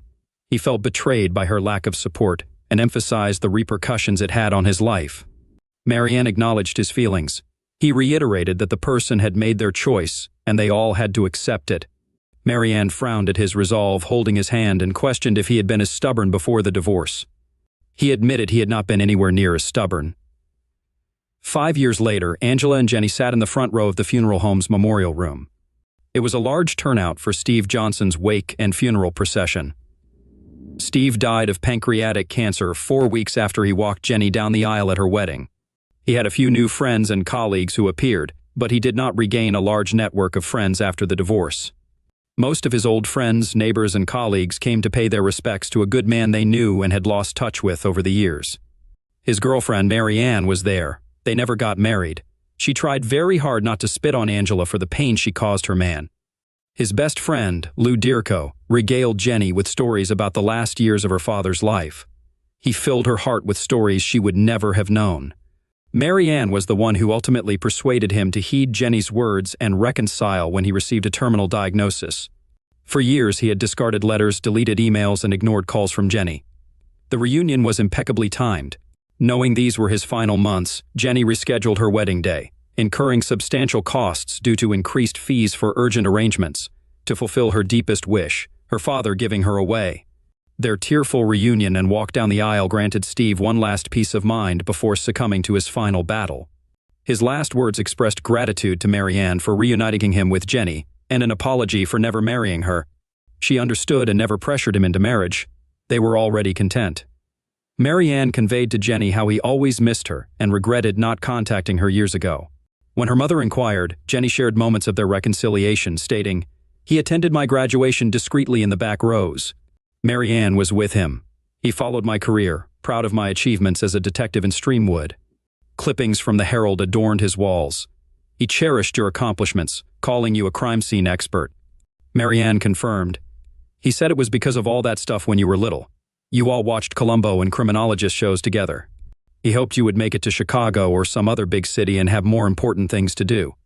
Jenny smiled through most of the wake, listening to stories about her father's life post-divorce. She was pleased to finally meet Marianne, with whom she still spoke from time to time. His new life seemed as good as it could be, and he died a contented man. After the funeral, she said her last prayer, thanking God that he had finally found peace. Angela attempted to reconnect with Jenny during the wake and funeral, but ruined everything at the after-service lunch with an ill-timed comment. Alone after everyone left, Angela remarked, "Jenny, I finally found peace." Shocked, Jenny responded, "What are you talking about, Mom? I've avoided relationships for years, fearing Dad would damage them. He was acquitted by the police." Enraged, Jenny declared, "You worthless cow. Now you're happy he's gone so you can have fun? I had hoped you'd changed, but now I hope you rot in hell." Angela winced, attempting to explain, but Jenny cut her off, saying, "The next time I see you, Mom, is when we get your fat back in the ground." Despite Angela's pleas, Jenny concluded, "Goodbye, Mom. Good luck in your new bed life." This marked the final exchange between mother and daughter. 10 months later, Angela and her boyfriend, Charlie Harlan, had dinner at an upscale steakhouse. Charlie expressed his appreciation for the wonderful 8 months they had spent together. Angela squeezed his hand and reciprocated his sentiments, expressing her initial uncertainty about finding love again, but feeling fortunate to have found each other. Charlie then confessed his love for Angela and proposed marriage. Angela took a deep, deep breath and accepted his proposal. At that moment, she thought to herself that Steve was dead, and she had nothing to worry about. A week later, Charlie sat on his back porch, contemplating his impending wedding and Angela moving in with him. He drew deeply from his Cuban Monte Cristo No. 2 cigar and exhaled the smoke as he sighed contentedly. A weapon was pressed to his temple, and the trigger was pulled. A pistol was put in his hand, a cigar was set in an ashtray, and a note was left under a heavy ashtray on the table. "The price has been paid in full." Angela ended the call with Detective Jordan, her face wet with tears after the emotional conversation. She went to the bathroom, grabbed a bottle of sleeping pills. Though she didn't need them for a while, she always kept them handy. Walked to her mailbox, placed an envelope in it, and raised the flag for outgoing mail. Lying on the bed, she reflected on her wedding to Steve. The beautiful day it had been, her pride in Jenny's career, family vacations, and park trips. She regretted ever meeting Martin Schindler and ruining her own life. Finally, she prayed to see Steve soon. Placing the note on her chest, she fell asleep for the last time. Her note read, "My price has been paid in full." Jenny arrived home with mail and a bag of groceries. She restored everything to its place, hung her keys on the hook, and kicked off her shoes. Blake, her husband, wouldn't be home until nearly midnight due to his second shift as a cop. To savor the quiet of the house, she uncorked a bottle of California Cabernet and poured a full glass. After a sip, she approached the stack of mail and noticed a letter. Shocked, she screamed upon reading the sender's name, Angela Johnson. Tearing it open, she read her mother's final message, realizing the true meaning behind her mother's self-destruction. "Wow, Mom. Wow," she uttered to the empty house. She dialed Jordan on her mobile phone. "Detective Jordan, it's Jenny Stanger, daughter of Steve and Angela Johnson." "Hello, young lady. Sorry to hear about your mother's self-destruction." "Thank you. At least you don't have to investigate." "Yes, what can I do for you, Jenny?" "I got a letter from my mother, a confession." "What?" he shouted into the phone. "A confession of all the self-destructions that were actually slaughters. Clearly she was crazy." "I can't believe this." "Jesus Christ. Okay, come and meet me at my site as soon as you can." Jenny burned the first page in the fireplace, ensuring it was completely incinerated. The letter conveyed, "My dear Jenny, I offer you this last gift of my repentance. Whether you believe it or not, I love you with all my heart and apologize for all the pain I caused you. It wasn't intentional. Damaging you and your father was the worst thing I've ever done. I knew it had to be you when Charlie was eliminated. I accept my punishment and apologize for making you punish me. I hope you can now live without the pain of my betrayal. Destroy this page and give page 2 to the police. Page 2 is my full confession. I take responsibility for everything. It's all my fault. I can never bring back your lost years, but I pray for your forgiveness and peace. Please share stories of good times with my future grandchildren, not tales of how I ruined our lives. I pray for your long and happy marriage with Blake. Don't be tempted away when someone tries to lure you. I love you wholeheartedly. Mother P.S. Kindly seek assistance from someone and obtain the help you urgently require." The weary note carried the weight of immense guilt. "Jenny, upon receiving this, I will have already taken my own life. I can no longer bear the burden of guilt. I ended the lives of these men, my lovers. They paid a price for taking me from your father. I always belonged to him. Perhaps now I can reunite with him. May the Lord forgive me. My love for you is eternal. I apologize for ruining our life before Martin. We once had an ideal family." Mother Jenny approached Detective Jordan's desk and exchanged greetings before settling into the chair he offered. As Detective Jordan read the letter, he expressed his regret to Jenny for suspecting her. Jenny agreed, expressing disbelief at her mother's actions and speculating that her mother might have lost her sanity years ago. She couldn't comprehend her mother's motive for dating men just to kill them, and found it difficult to understand.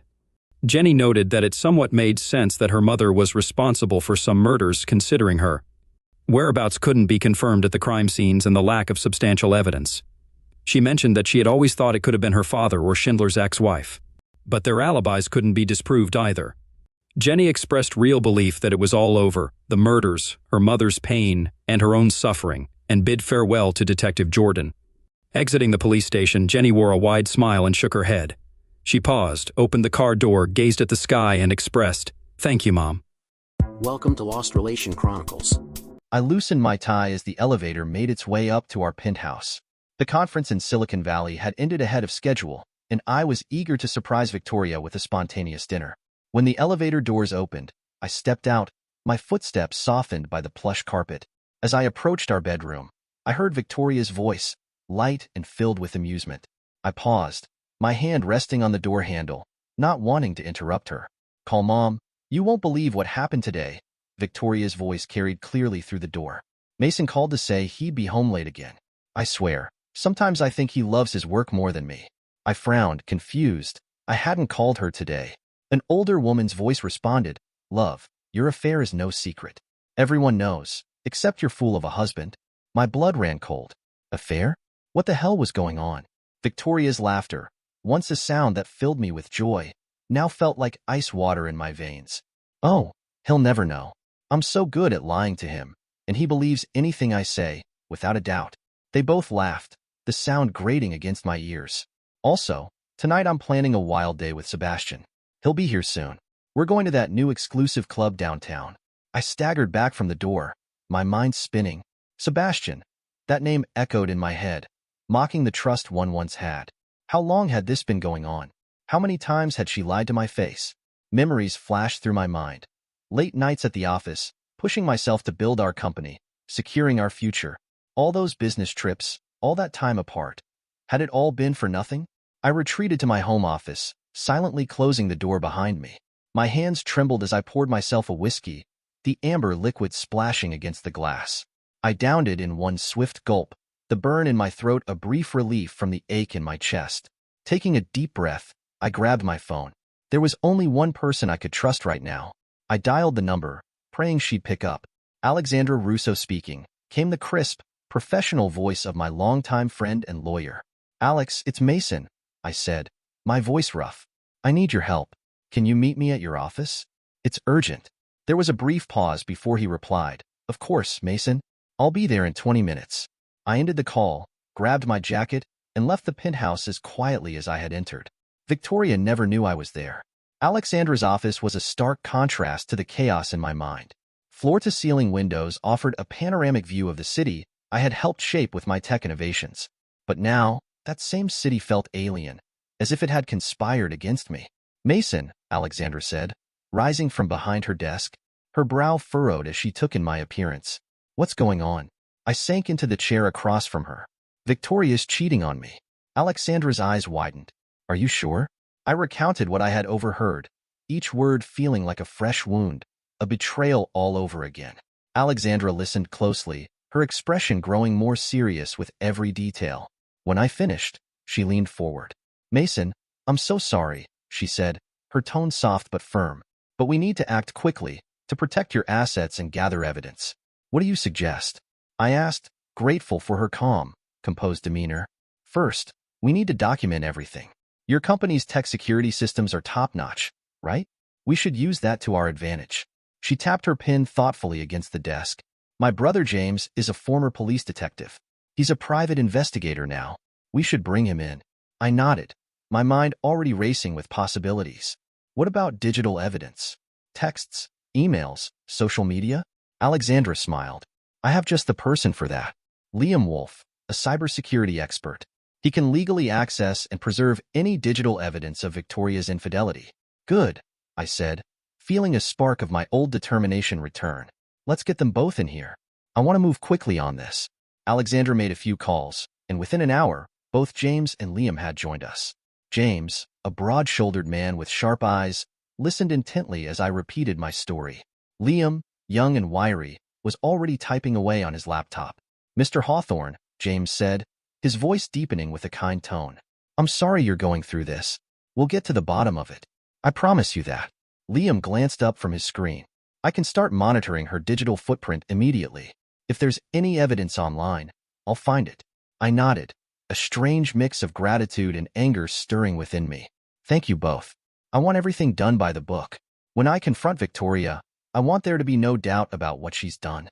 Alexandra placed a hand on my arm, her expression thoughtful. Mason, you want to confront her yourself? It might be better to let us handle it. I shook my head firmly. No, I need to do this. I need to look her in the eye when she lies to me, one last time. The room fell into silence, the weight of what was about to unfold settling heavily over all of us. All right, Alexandra finally said, her voice steady but edged with concern. Let's go over the plan one more time. We need to make sure everything is airtight.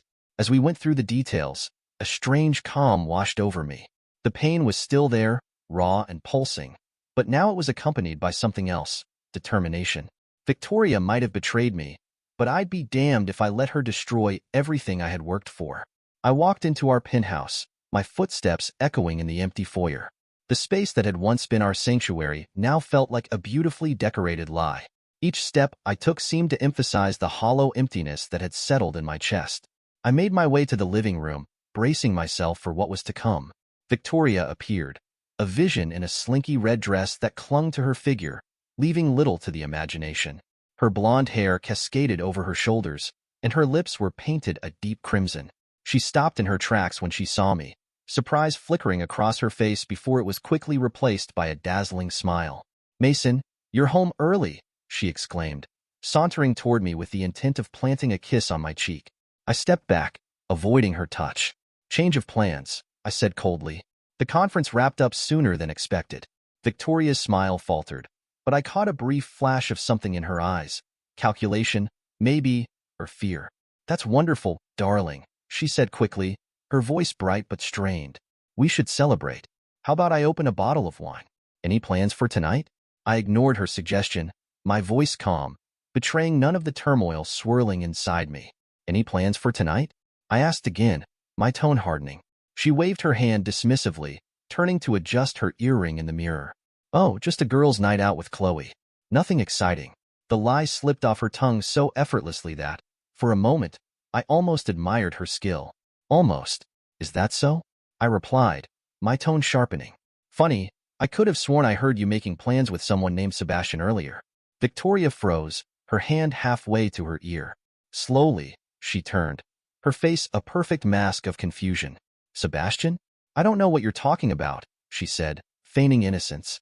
"Mason, are you feeling all right?" I let out a harsh laugh, the sound echoing in the room. "Drop the act, Victoria. I heard everything, your conversation with your mother, your plans for tonight. How good you are at lying to me," I said, watching her face shift from shock to defiance. "You were spying on me?" she demanded. "I came home early, hoping to surprise you," I replied, my voice cold. Guess the surprise was on me. Victoria's eyes quickly darted to her purse sitting on the coffee table. I moved faster, grabbing it before she could reach it. "Looking for this?" I asked, pulling out her phone and car keys. "You won't be needing these." "Mason, please," she said, her voice pleading. "It's not what you think. I can explain everything." I tossed a manila envelope onto the table. It landed with a soft thud that echoed in the tense silence. "Save it," I said coldly. "Those are divorce papers. I suggest you read them carefully." Victoria's face twisted with rage. "You can't do this to me. I'll ruin you, Mason. I'll take everything." I smiled, a cold, humorless expression on my face. "Good luck with that. You signed a prenup, remember? And I have more than enough evidence of your infidelity." Her eyes widened as the realization sank in.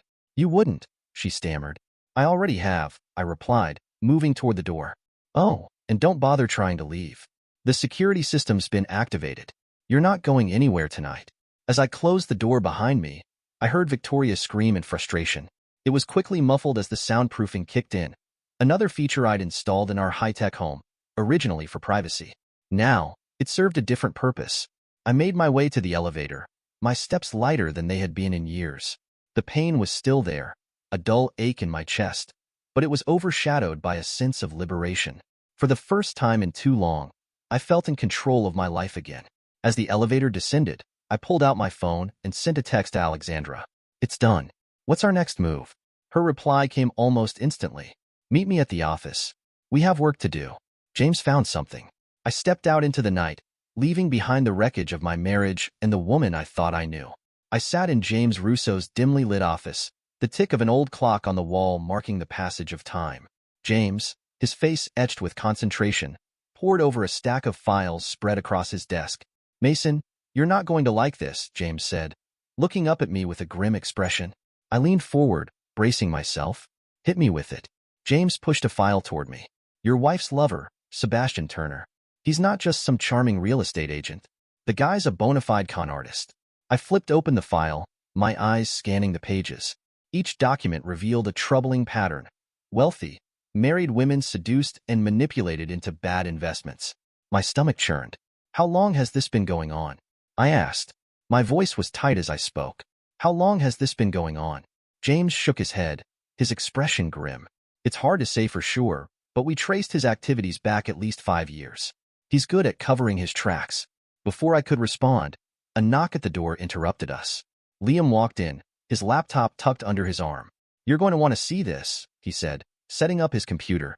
Liam's fingers flew over the keyboard as he pulled up a series of emails and messages between Victoria and Sebastian. The evidence was damning. Plans for secret rendezvous, discussions about their future together, and, worst of all, detailed strategies for siphoning money from my accounts. She's been transferring funds to an offshore account, Liam explained, pulling up a series of transactions. It's been small amounts, nothing that would raise immediate red flags.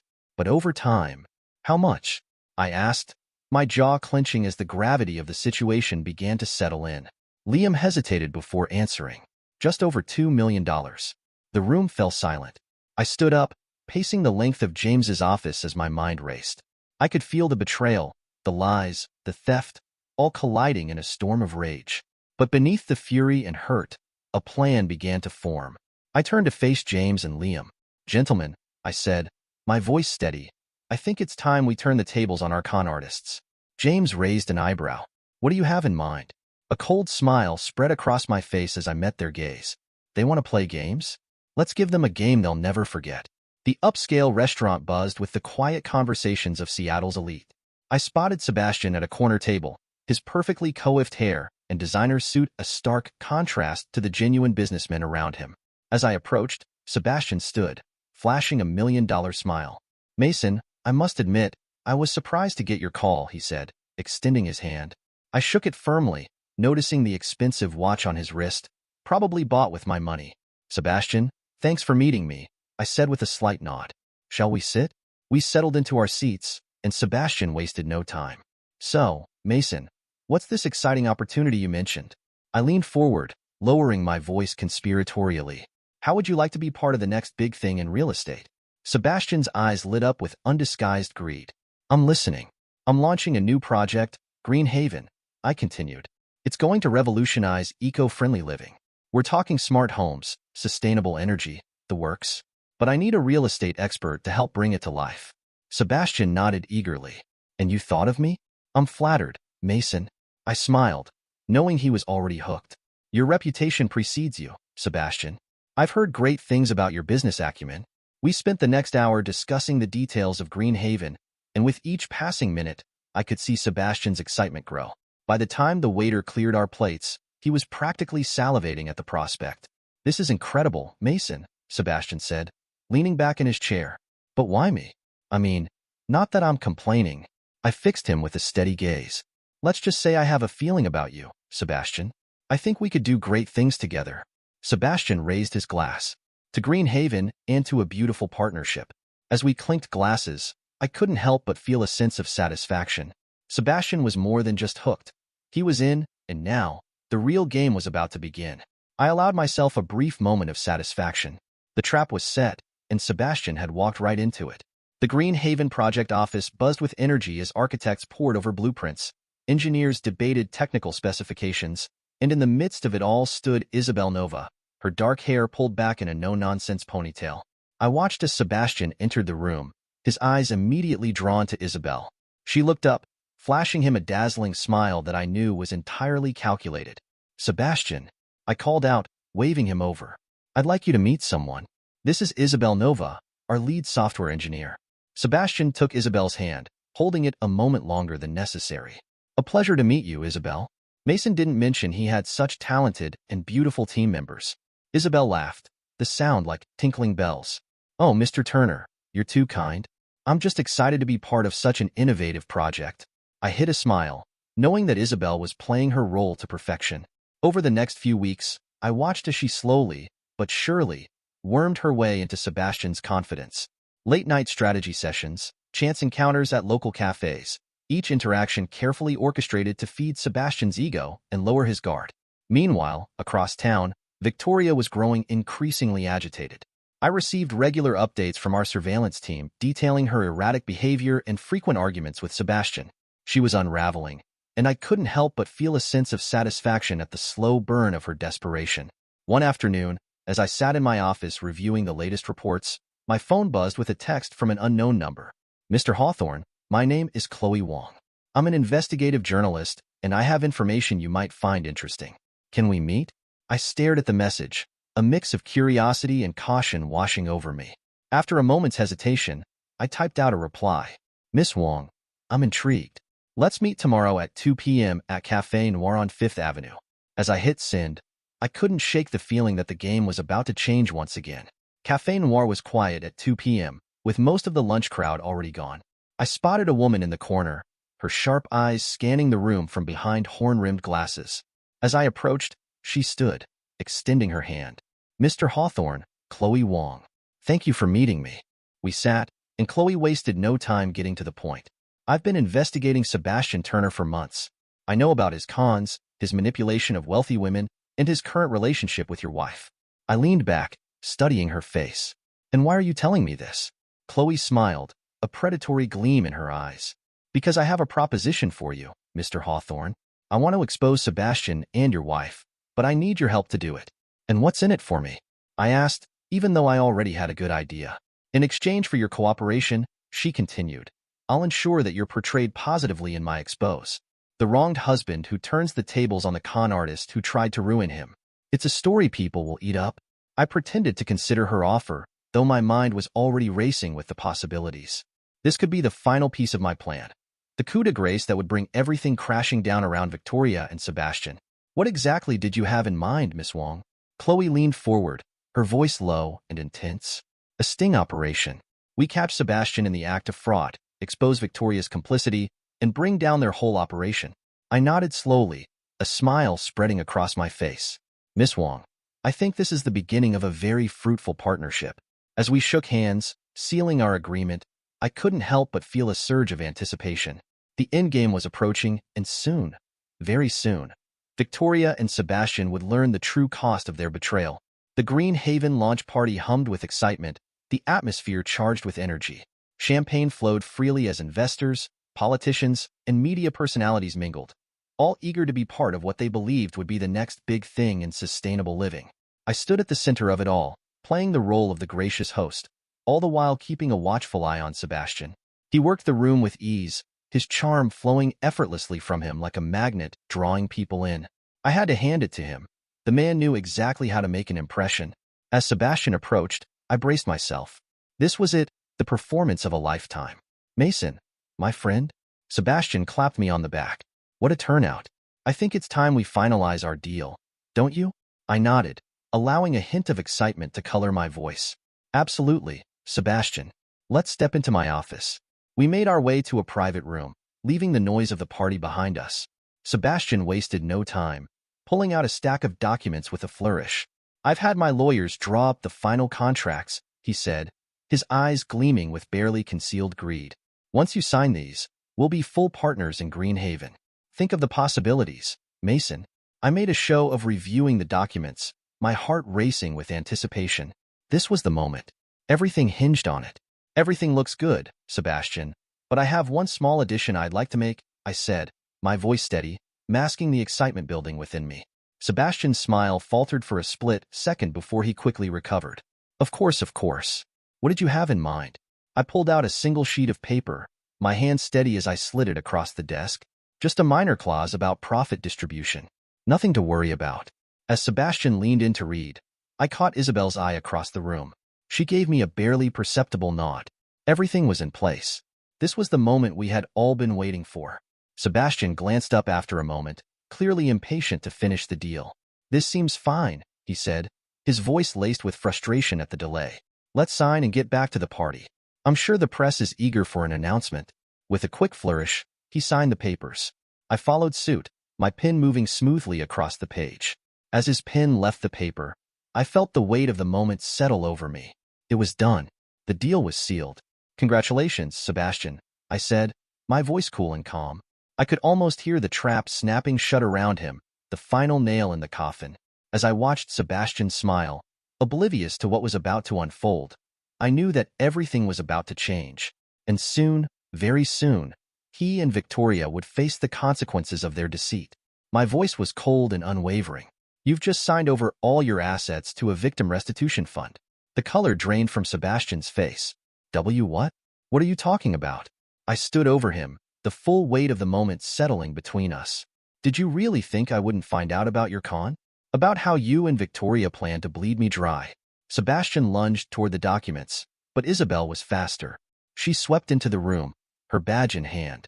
Sebastian Turner, you're under arrest for multiple counts of fraud and conspiracy. As the gravity of the situation hit him, Sebastian's usual charm dissolved, revealing the ugly truth behind the facade. His eyes narrowed, and he sneered. You set me up. You can't do this. I leaned in close, my voice low and menacing. I just did. Enjoy prison, Sebastian. I hear they have a special fondness for con men there. Isabel led Sebastian away in handcuffs, and I turned to face the party. The final act of this drama was about to unfold. The launch party had erupted into chaos, whispers spreading like wildfire as Sebastian was escorted out of the venue in cuffs. I took to the stage, tapping the microphone to get everyone's attention. Ladies and gentlemen, I apologize for the disruption, I said, my voice carrying clearly through the room. I'm afraid Mr. Turner won't be joining us for the rest of the evening. A ripple of nervous laughter ran through the crowd, the tension palpable. However, I continued, I assure you that Green Haven will proceed as planned, under my sole direction. As I fielded questions from the stunned attendees, I spotted Victoria pushing her way through the crowd. Her face was a mask of fury and panic. Mason, she shouted, storming up to the stage. What have you done? I stepped down to meet her, my voice calm, controlled. I've simply exposed the truth, Victoria. Your little game is over. She grabbed my arm, her nails digging into my skin. You don't understand, Sebastian manipulated me. I never meant to hurt you. Before I could respond, Chloe appeared at my side. Save it, Victoria.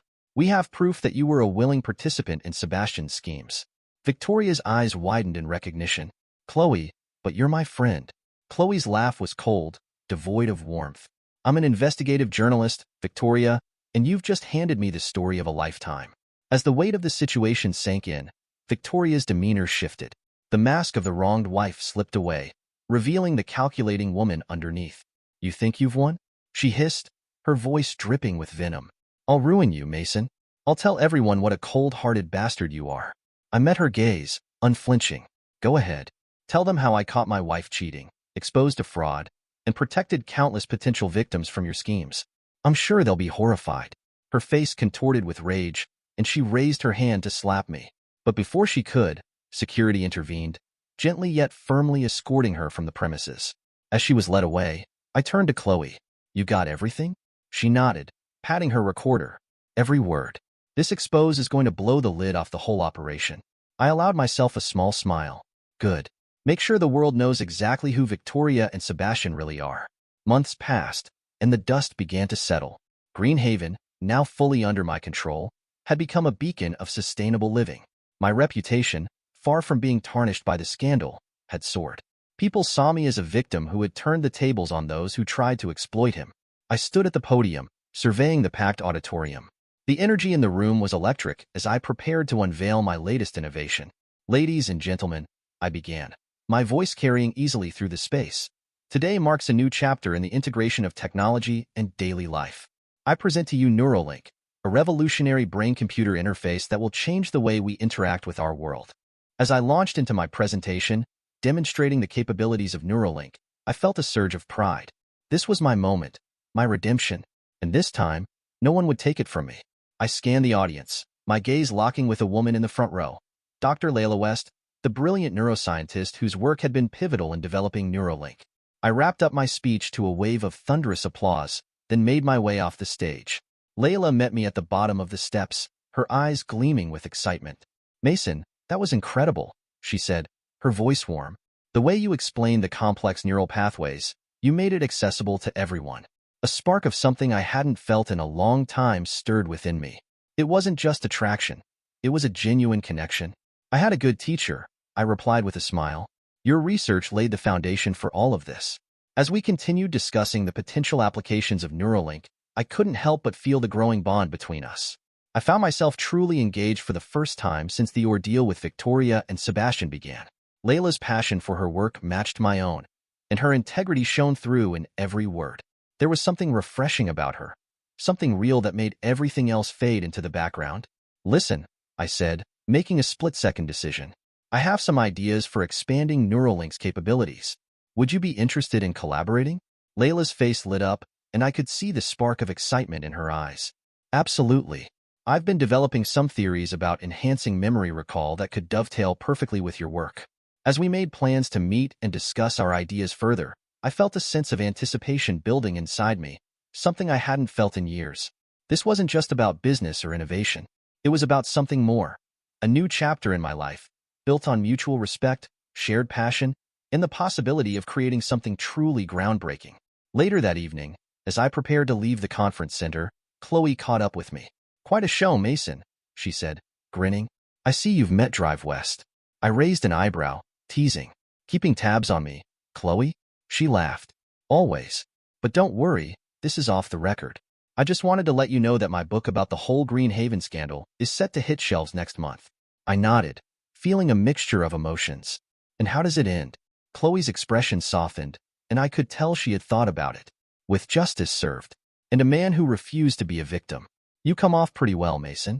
As we said our goodbyes, I couldn't help but reflect on the journey that had brought me here. The pain of Victoria's betrayal had faded into the background, replaced by a fierce determination to build something meaningful, something that would last.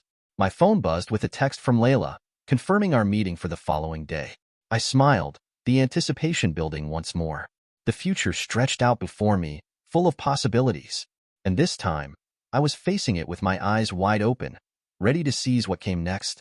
In the months following the explosive end of her marriage, Victoria's life unraveled in ways she hadn't anticipated. The scandal surrounding her betrayal, the exposure of her involvement with Sebastian, and the public humiliation that followed had left her isolated and vulnerable. The luxury, the status, the seemingly perfect life she had once enjoyed, all of it had vanished, replaced by a cold reality. Victoria had tried to reach out to a few times after the divorce, hoping that time had softened the bitterness. She sent messages, trying to convince her remorse, but each message went unanswered. She even tried to call, but it was always the same. Voicemail after voicemail, no response. 6 months after the launch of Neuralink and the fallout from the Green Haven scandal, the world seemed to be settling into a new rhythm for Mason. The shadows of betrayal that had once consumed his life were now distant memories, replaced by a sense of purpose and possibility. But not everyone in his past had been so fortunate. Inside the walls of a maximum security prison, Sebastian Turner had tried to play the same games that had earned him a fortune.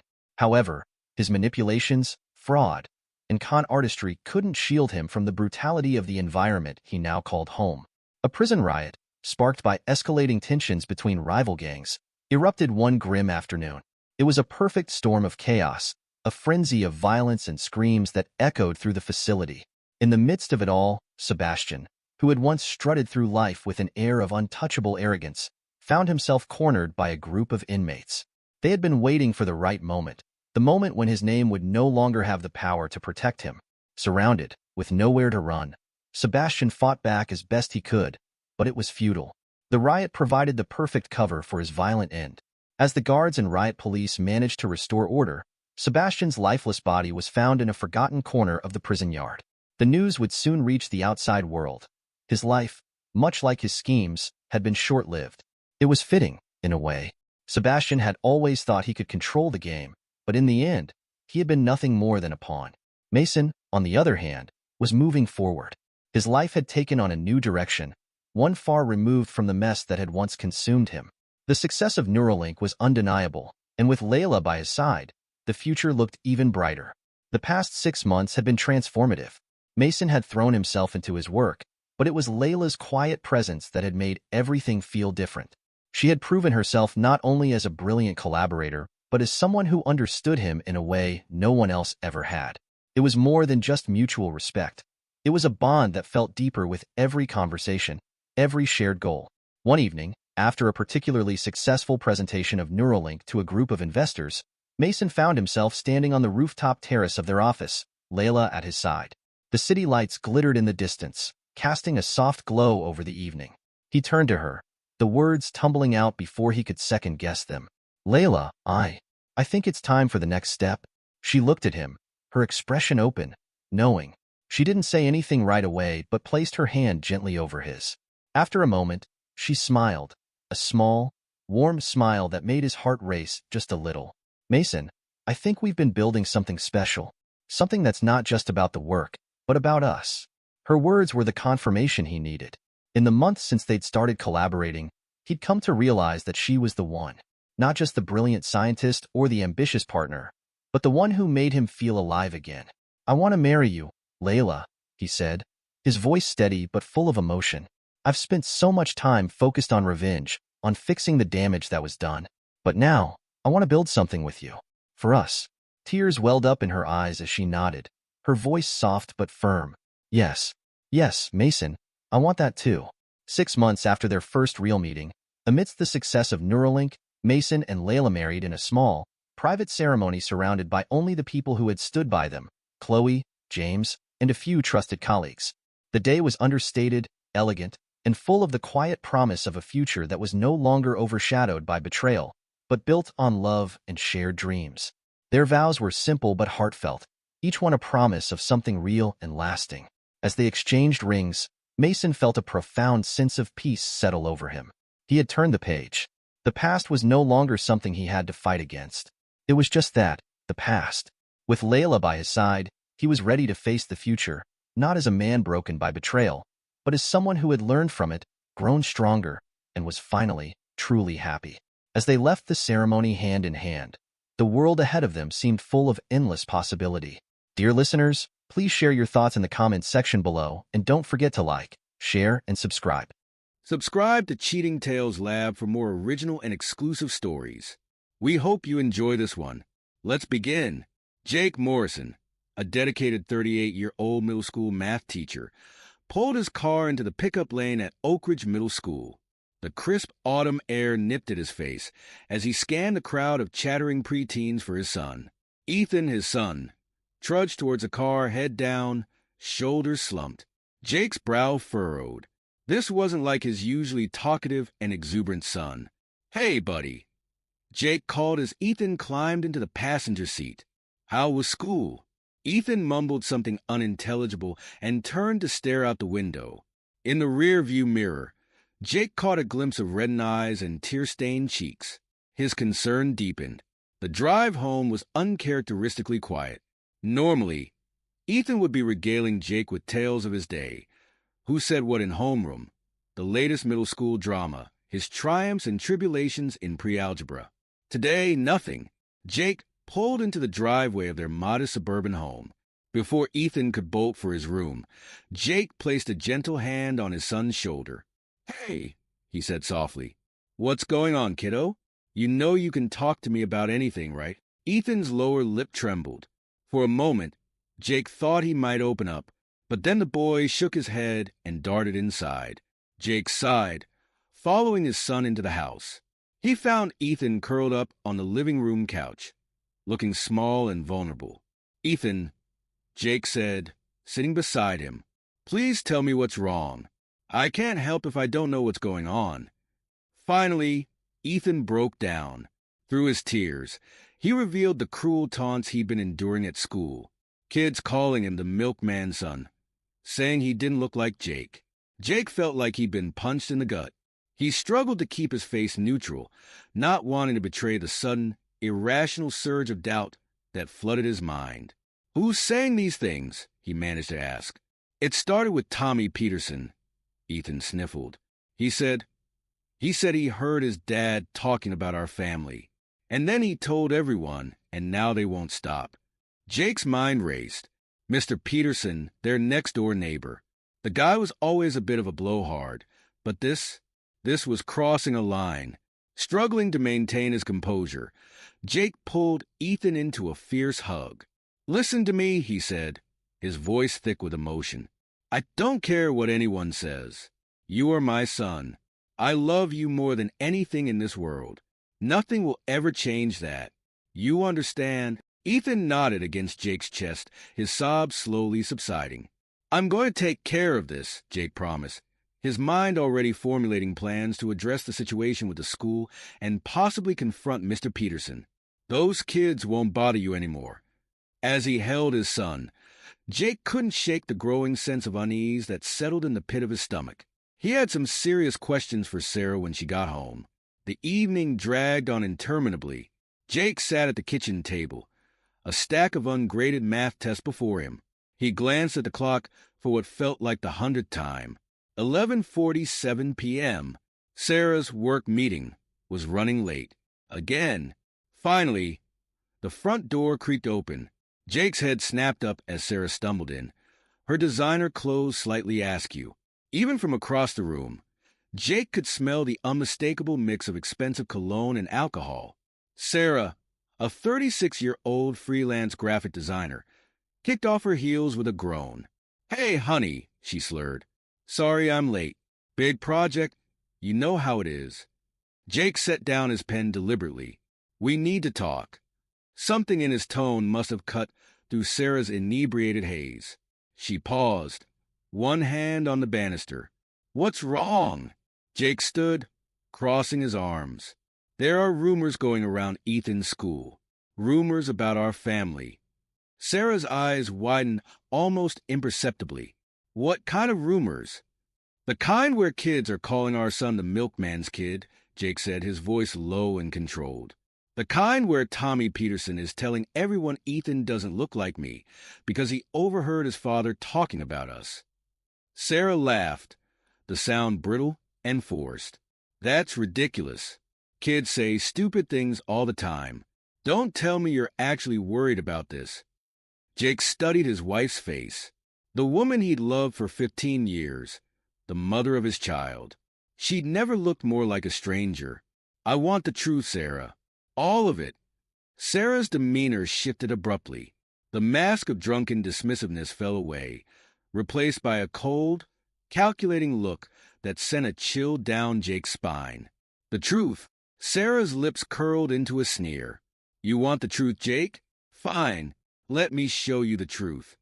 She stormed past him, heading for her home office. Jake followed, a sense of dread growing with each step. Sarah yanked open the drawer of her sleek, modern desk. The lock clicked open. Jake hadn't even known there was a lock. She pulled out a manila folder and thrust it at his chest. "There's your precious truth," she spat. "Happy now?" Jake's hands trembled as he opened the folder. His eyes scanned the contents, struggling to make sense of the medical jargon. But 3 words stood out in stark relief. Negative paternity match. The room spun. Jake gripped the edge of the desk to steady himself. "How long?" he managed to choke out. Sarah laughed, the sound devoid of any warmth. "How long have I known? Or how long have you been living a lie?" Jake's knuckles whitened on the desk. "Both." "I've known since before Ethan was born," Sarah said, her voice dripping with disdain. "As for you, well, let's just say your whole life has been a lie, Jake. You're shooting blanks. You couldn't father a child if your life depended on it." The words hit Jake like physical blows. He staggered back, collapsing into Sarah's ergonomic office chair. Jake's mind reeled as he struggled to process Sarah's cruel revelation. But the nightmare was far from over. "Who?" he whispered, dreading the answer. Sarah rolled her eyes. "Does it matter? It could be any number of men. I have a thriving business, you know, much more lucrative than your pathetic teacher's salary." Jake's head snapped up. "What are you talking about?" A cruel smile played across Sarah's lips. "Oh, honey, did you really think my graphic design business was doing that well? You never questioned where all the money was coming from." As Sarah spoke, the pieces started falling into place. The late nights, the business trips, the designer clothes and exotic vacations that always seemed just a bit out of their price range. Jake couldn't bring himself to say it. "An escort," Sarah finished for him. "A damn good one, too. High-end clients, very exclusive. Your neighbor, Mr. Peterson, he's small potatoes compared to some of the men I've been with." Jake felt like he might be sick. How many?" Sarah shrugged, examining her manicured nails. "I lost count years ago. But don't worry, I've always been very careful. Well, except for that one time." She gestured vaguely towards the DNA results still clutched in Jake's hand. "You've been lying to me for our entire marriage," Jake said, his voice hollow. "Stealing from our accounts. Cheating with God knows how many men." "Please," Sarah scoffed. "I haven't stolen a dime. Every penny I've earned. Unlike you, with your sad little paychecks.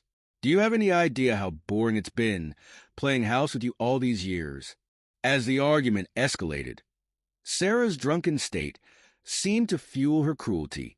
She boasted about her successful business, mocking Jake's modest teacher's salary and the life they built together. Jake opened his mouth to respond, but a small sound from the hallway stopped him cold. Both he and Sarah turned to see Ethan standing in the doorway, eyes wide with shock and brimming with tears. "Mom!" Ethan's voice was barely audible. "Dad!" Before either of them could react, Ethan turned and fled. The sound of the front door slamming echoed through the house. "Ethan!" Jake called, springing to his feet. He glared at Sarah, who had the decency to look slightly ashamed as the gravity of her drunken confessions sank in. "We're not finished," Jake growled. Torn between comforting his son and dealing with his wife, Jake made his choice. He raced after Ethan, leaving Sarah alone in the house, her carefully constructed web of lies unraveling around her. As Jake's footsteps faded into the night, Sarah collapsed onto the couch, the full weight of her actions crashing down around her. But it was too late. The truth was out, and there would be no going back. The pale light of dawn crept through the windows as Sarah stirred on the couch, groaning softly. Her eyes fluttered open. Confusion etched across her face as she struggled to piece together the events of the previous night.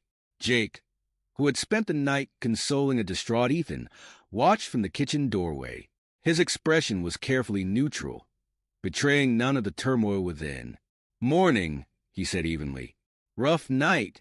Sarah winced, pressing a hand to her forehead. "God, my head. What happened?" Jake's grip on his coffee mug tightened imperceptibly. "You had a bit too much at your work thing. I got you some water and aspirin." As Sarah mumbled her thanks and shuffled to the bathroom, Jake's mind raced. Her memory lapse was unexpected, but it could work to his advantage. He needed time to gather evidence, to build an ironclad case. Once he heard the shower running, Jake sprang into action. He moved swiftly through the house, gathering bank statements, credit card bills, and Sarah's laptop. Anything that might hold a clue to the extent of her deception. Jake's phone buzzed. A text from Melissa Chun, the private investigator he'd contacted in the early hours of the morning. "Can meet at 2 p.m. Discrete location sent separately. Bring all relevant documents." Jake exhaled slowly. It was really happening. He was investigating his own wife, the mother of his child. By the time Sarah emerged, dressed for another day of her graphic design work, Jake had his game face on. He played the role of concerned but oblivious husband perfectly, asking about her plans for the day and mentioning offhand that Ethan wasn't feeling well and would stay home from school. As soon as Sarah left, Jake was on the phone with his college friend and lawyer, Michael Reeves. "Mike, I need your help," Jake said, his voice tight. "It's about divorce proceedings and securing custody of Ethan." Michael's response was immediate and supportive. "I'm here for you, Jake. Let's meet and go over everything." Over the next few days, Jake worked tirelessly. He met with Melissa, providing her with every scrap of information he could find on Sarah's activities. The private investigator set to work tracking Sarah's movements and compiling a client list. Jake also began setting up hidden cameras and audio devices around the house, his stomach churning at the necessity of such deception. But he needed evidence, and this was the only way to get it. In between his clandestine activities, Jake had several recorded conversations with Sarah, where she unwittingly admitted to her actions while sober. Each admission was like a knife to his heart. But Jake steeled himself, knowing it was all necessary for what was to come. Simultaneously, Jake opened a separate bank account and began quietly transferring his legitimate earnings. He couldn't risk Sarah emptying their joint accounts once she realized he was onto her. As the evidence mounted, Jake felt a sense of purpose settling over him. Jake arrived at Oak Ridge Middle School on Monday morning to find the parking lot abuzz with activity. Teachers huddled in small groups, their faces etched with concern. As he approached the main entrance, he spotted Principal Evelyn Walsh, engaged in a heated discussion with Superintendent Richard Grayson. "Jake," Evelyn called, beckoning him over. "We need to talk." Jake's stomach dropped as Evelyn outlined the crisis. Severe budget cuts across the district threatened everyone's job security. Programs were on the chopping block, teaching positions in jeopardy. "We need to show improvement in our test scores," Evelyn explained, her eyes darting nervously to Superintendent Grayson. "Significant improvement. Quickly." Jake's brow furrowed. "But the quarterly assessments aren't for another month. How can we possibly?" "We need you to adjust some of the data from last year," Grayson cut in, his voice low and urgent. "Nothing drastic, just enough to show an upward trend." Jake stared at them, uncomprehending. "You want me to falsify student records?" Evelyn winced at his blunt phrasing. "Think of it as creative data interpretation. For the good of the school, Jake. For your students." Jake's mind reeled. Was this really happening? First Sarah's betrayal, and now this? "I can't do that," he said firmly. "It's wrong. It's illegal, and it does nothing to actually help our students." Grayson's face darkened. "Mr. Morrison, I don't think you understand the gravity of the situation. Your job, everyone's jobs, are on the line here." Jake straightened, meeting the superintendent's gaze unflinchingly. "Then fire me, but I won't be part of this." He turned on his heel and strode into the building, leaving a sputtering Grayson and a conflicted Evelyn in his wake. As he reached his classroom, Jake's hand shook slightly as the full impact of what he'd done hit him. He'd just put his career on the line. With everything else going on in his personal life, he might have just committed professional suicide. Meanwhile, Sarah, completely unaware of Jake's knowledge, continued her deception. She breezily informed Jake of a weekend business trip to meet a new, high-profile client. "It's a potentially huge account," she gushed. "If I land this, we could be looking at a serious upgrade to our lifestyle." Jake nodded, keeping his expression neutral even as his mind raced. This was exactly the kind of lead Melissa had been waiting for. As soon as Sarah left, Jake contacted Melissa. Within hours, she had a startling update. "Jake, we've identified Sarah's new client," Melissa said. "It's Victor Rossi. On the surface, he's a charismatic businessman, but my sources say he's got ties to a dangerous criminal organization. Money laundering, extortion, you name it." Jake felt the blood drain from his face. "Are you saying Sarah's involved with the mob?" "I don't think she knows," Melissa replied. "Rossi's careful about keeping his less savory activities under wraps." "But Jake, this complicates things. Exposing Sarah's activities could potentially put her in harm's way." Jake sat heavily in his chair, the weight of this new information crushing down on him. He was faced with a moral dilemma he never could have anticipated. How could he protect Ethan and seek justice without potentially endangering Sarah's life? As he grappled with this impossible situation, Jake realized that the stakes had just gotten exponentially higher. Whatever he decided to do next would have far-reaching consequences for everyone involved. Over the next few days, Jake threw himself into formulating a plan. He knew he needed to expose Sarah's activities, not just to their family and community, but to the authorities as well. But he had to do it in a way that wouldn't tip off Rossi or his criminal associates. After careful consideration, Jake decided to start by anonymously tipping off Detective Laura Hawkins, an ambitious local cop he'd read about in the paper. He crafted a carefully worded email hinting at Sarah's connection to Councilman James Hartford's recent scandal. Next, Jake focused on protecting Ethan from the impending fallout. He called his parents, spinning a tale about a special grandfather-grandson project that would require Ethan to stay with them for a while. It wasn't a complete lie. Jake did want Ethan to spend more time with his grandparents, especially now. As Jake worked, he discovered that Sarah and Victor were planning to attend a high-profile charity gala. Many of Sarah's clients would be present, making it the perfect opportunity to expose her double life. Jake spent hours preparing a digital presentation, compiling irrefutable evidence of Sarah's activities. Financial records, recorded conversations, client lists, everything Melissa had uncovered went into the file. All the while, Jake continued to play the role of oblivious husband. He nodded absently when Sarah mentioned the gala, feigning disinterest in the boring charity thing. He even helped her pick out a dress, swallowing his disgust as she preened in front of the mirror. "You sure you don't want to come?" Sarah asked, adjusting her jewelry. "It could be fun." Jake shook his head, forcing a rueful smile. "You know those fancy parties aren't my scene. Besides, I've got a stack of tests to grade. You go, have a good time." As Sarah left for the gala, Jake felt a mix of emotions wash over him.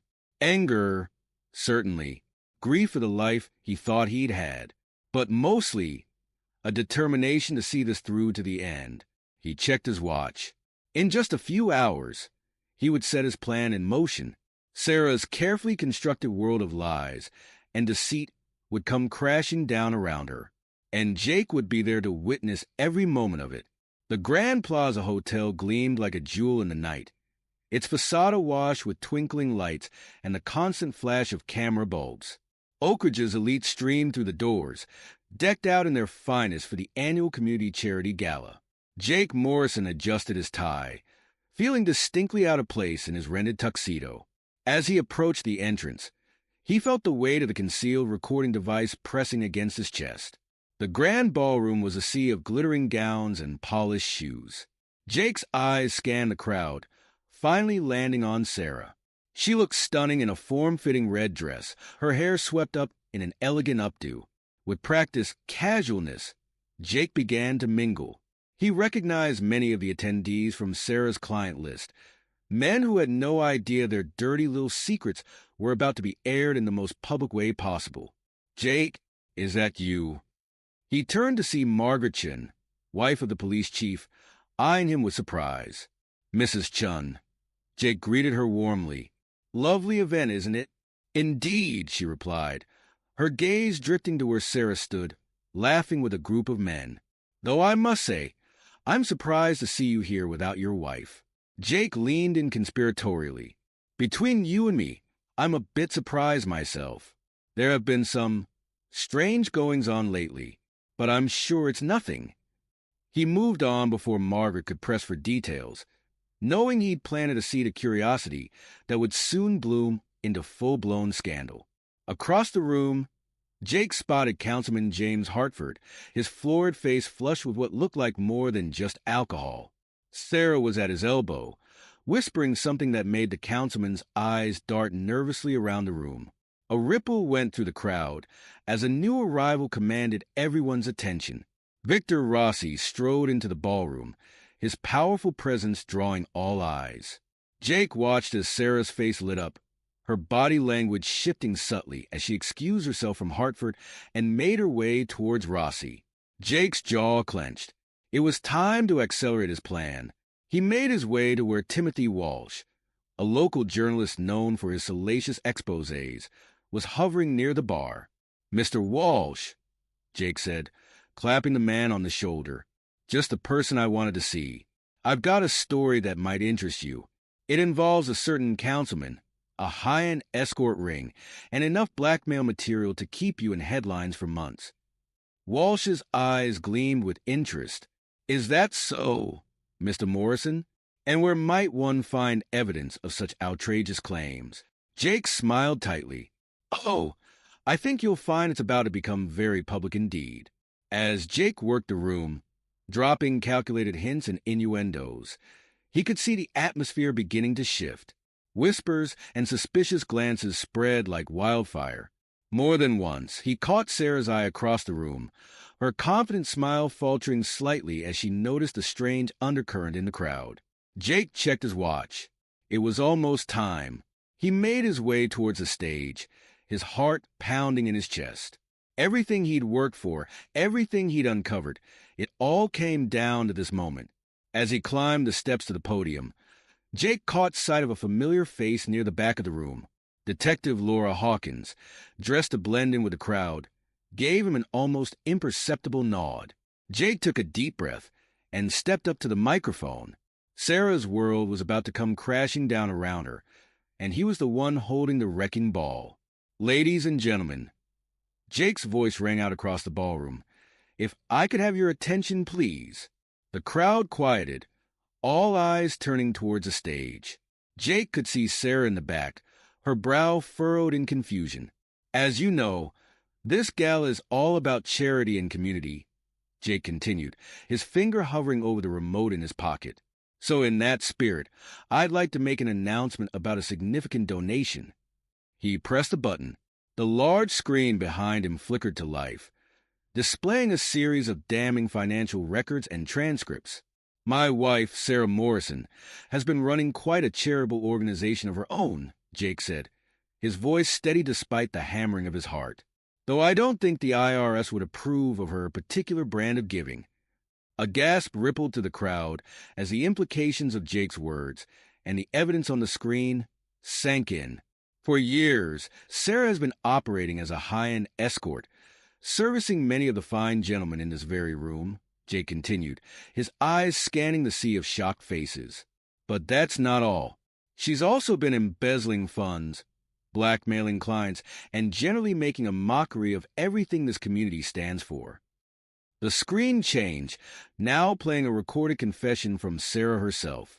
Her voice, slightly slurred but unmistakable, filled the stunned silence of the ballroom. Jake watched as Sarah's face drained of color. She turned, trying to push her way through the crowd towards the exit, but found her path blocked by shocked and angry attendees. Suddenly, a commotion near the bar drew everyone's attention. Victor Rossi, his face contorted with rage, was shoving people aside as he made his way towards Sarah. "You stupid bitch," he snarled, grabbing Sarah's arm roughly. "Do you have any idea what you've done?" The mask of the charming businessman was gone, replaced by something far more dangerous. Sarah's eyes widened in fear as she realized the true nature of the man she'd been dealing with. Just as Rossi raised his hand, another figure burst through the crowd. Detective Laura Hawkins, badge now prominently displayed, inserted herself between Rossi and Sarah. "That's enough," Hawkins barked, her hand on her concealed weapon. "Victor Rossi, you're under arrest for assault, racketeering, and a whole host of other charges will be sorting out down at the station." As Hawkins cuffed the sputtering Rossi, Jake's attention was drawn to a commotion near the buffet table. Councilman Hartford had collapsed, clutching his chest. People were shouting for a doctor, the stress of the evening apparently too much for the politician's heart. In the chaos that followed, Jake made his way down from the stage. He found Sarah standing alone, her carefully constructed world crumbling around her. "Jake," she whispered, reaching out to him. "Please, I can explain." Jake stepped back, out of her reach. "Save it for your lawyer, Sarah. It's over. As the police began to arrive in force, Jake felt a strange sense of calm wash over him. The truth was out. Justice would be served. And though the road ahead would be difficult, he knew he'd made the right choice. For Ethan, for himself, and for all the other victims of Sarah's deception. The weeks following the gala passed in a blur of legal proceedings, media frenzy, and emotional turmoil. Jake found himself at the center of a storm, but he weathered it with a strength he didn't know he possessed. Sarah faced a barrage of charges: fraud, blackmail, tax evasion.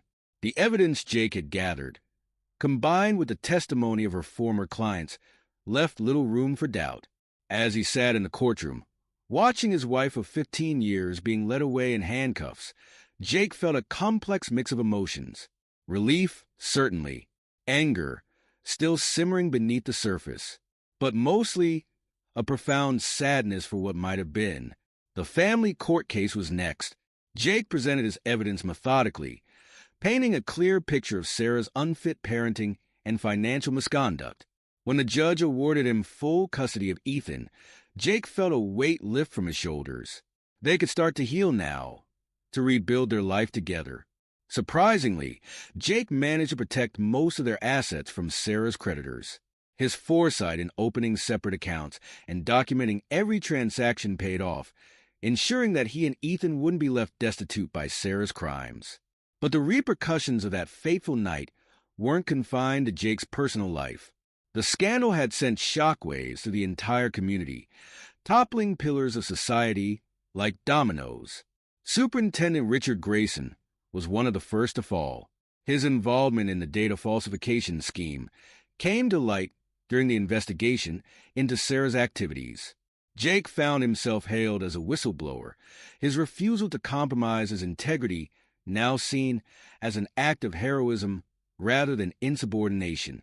The school board, eager to distance themselves from the scandal, approached Jake with an offer he never saw coming. "We'd like you to consider taking on the role of Vice Principal of Curriculum Development," Board President Elaine Hodges said, her eyes serious behind horn-rimmed glasses. "Your dedication to educational integrity is exactly what this district needs right now." Jake was stunned. I don't know what to say." Elaine smiled. "Say yes, Jake. Help us rebuild trust in this community." After careful consideration, Jake accepted the position. It would be a challenge, but one he was ready to face head-on. As the dust began to settle, Jake found himself with an unexpected calling. He started a support group for other victims of infidelity and financial abuse, using his own experience to help others rebuild their lives. Their first meeting was held in the community center, a small group of shell-shocked individuals drawn together by shared pain. As Jake looked around the room, he saw reflections of his own journey. The anger, the confusion, the tentative hope for a better future. "I know it feels like the world has ended," Jake said, his voice soft but firm. "But I promise you, there is life after betrayal. We're going to get through this together." The hardest part of all was helping Ethan come to terms with the truth about his parentage. The boy had been devastated by the revelations at the gala, withdrawing into himself in a way that broke Jake's heart. On the recommendation of Ethan's school counselor, they started seeing a family therapist, Dr. Amelia Rodriguez, a kind-faced woman with a gentle manner, helped them navigate the treacherous waters of their new reality. "Ethan," she said in one of their sessions, "can you tell me how you're feeling about everything that's happened?" Ethan, slumped in his chair, shrugged. "I don't know. Confused, I guess. Angry. Sad." He looked up at Jake, his eyes shining with unshed tears. "I don't even know if I should call you Dad anymore." Jake felt like he'd been punched in the gut. He leaned forward, taking Ethan's hands in his own. "Listen to me, Ethan. I have been your father every day since you were born. I've loved you, cared for you, watched you grow. Biology doesn't change that. As far as I'm concerned, you are my son in every way that matters." Slowly, painstakingly, they began to rebuild their relationship. There were setbacks. Days when Ethan would lash out in anger, nights when Jake would lie awake wondering if he was doing enough. But there were victories, too. The first time Ethan laughed freely again. The day he asked Jake for help with his math homework, just like old times. As summer turned to fall, Jake made a decision. They needed a fresh start, away from the whispers and sidelong glances of a town that knew too much of their business. They found a modest house in a nearby town, close enough that Jake could commute to his new job, but far enough to feel like a new beginning. As they unpacked boxes in their new home, Jake felt a sense of hope he hadn't experienced in months. On their first night in the new house, Jake tucked Ethan into bed, just as he had when Ethan was small. "Dad," Ethan said softly as Jake turned to leave. "Yeah, buddy." Ethan hesitated for a moment, then met Jake's eyes. "You know you'll always be my real dad, right? No matter what." Jake felt his throat tighten with emotion. He crossed the room in 2 strides, pulling Ethan into a fierce hug. "I love you, son," he whispered. "Always have, always will." Father and son, bound not by blood but by something far stronger, love, trust, and the unbreakable bond forged in the fires of adversity. Jake Morrison, once a simple math teacher, now stood at the threshold of a new life. He had lost much, it was true, but he had gained something precious too: the knowledge of his own strength, the love of his son, and the chance to build a future on a foundation of truth and integrity. Whatever challenges lay ahead, Jake knew he was ready to face them. For himself, for Ethan, and for the man he had become through this crucible of betrayal and redemption. This is where our story comes to an end. Share your thoughts in the comment section. Thanks for your time. If you enjoy the story, please subscribe to this channel. Click on the video you see on the screen, and I will see you there.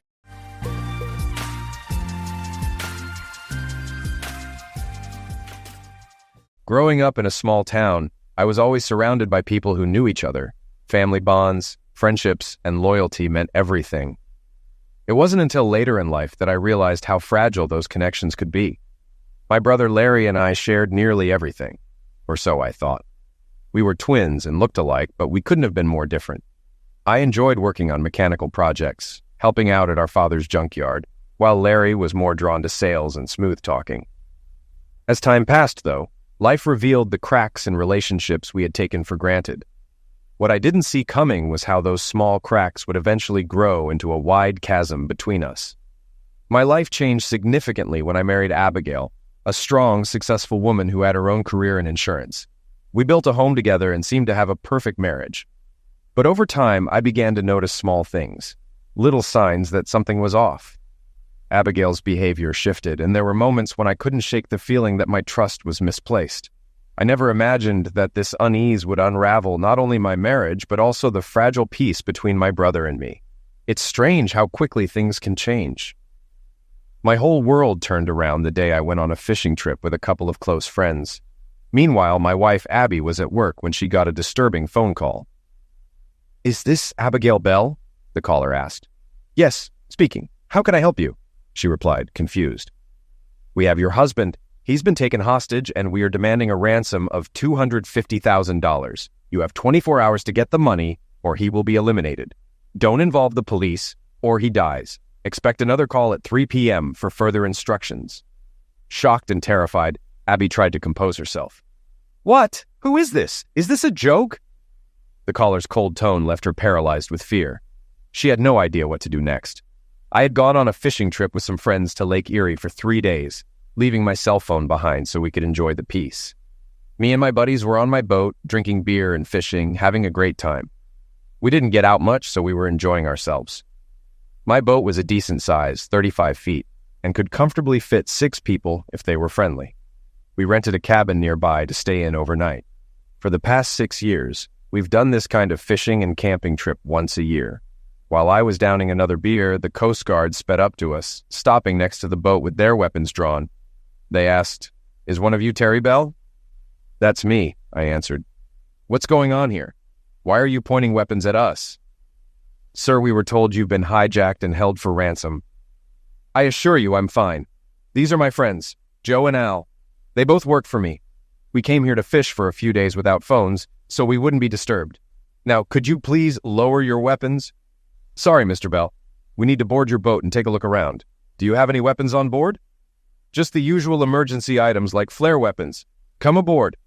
They quickly searched the boat and checked our IDs.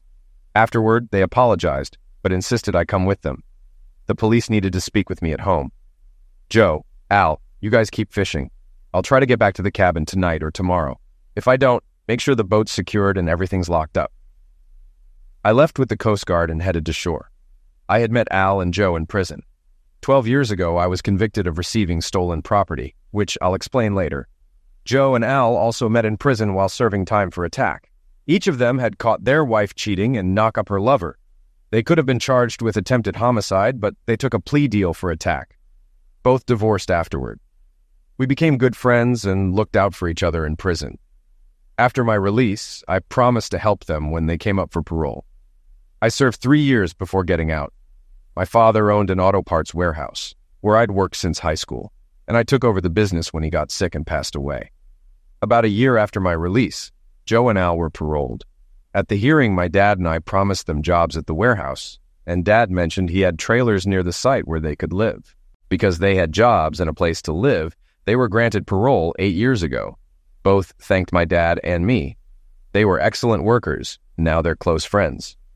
Over time, they saved enough to buy used cars and became mechanics and tow truck drivers.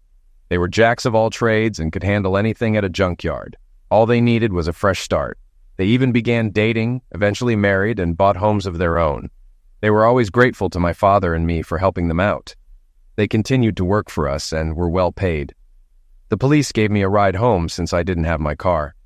As soon as I walked in the door, Abby rushed over and hugged me. "Thank God you're okay. I was so worried." "Where have you been?" "On the lake, fishing. That was until the Coast Guard came up to the boat with weapons drawn. What the hell is going on?" A man stepped forward.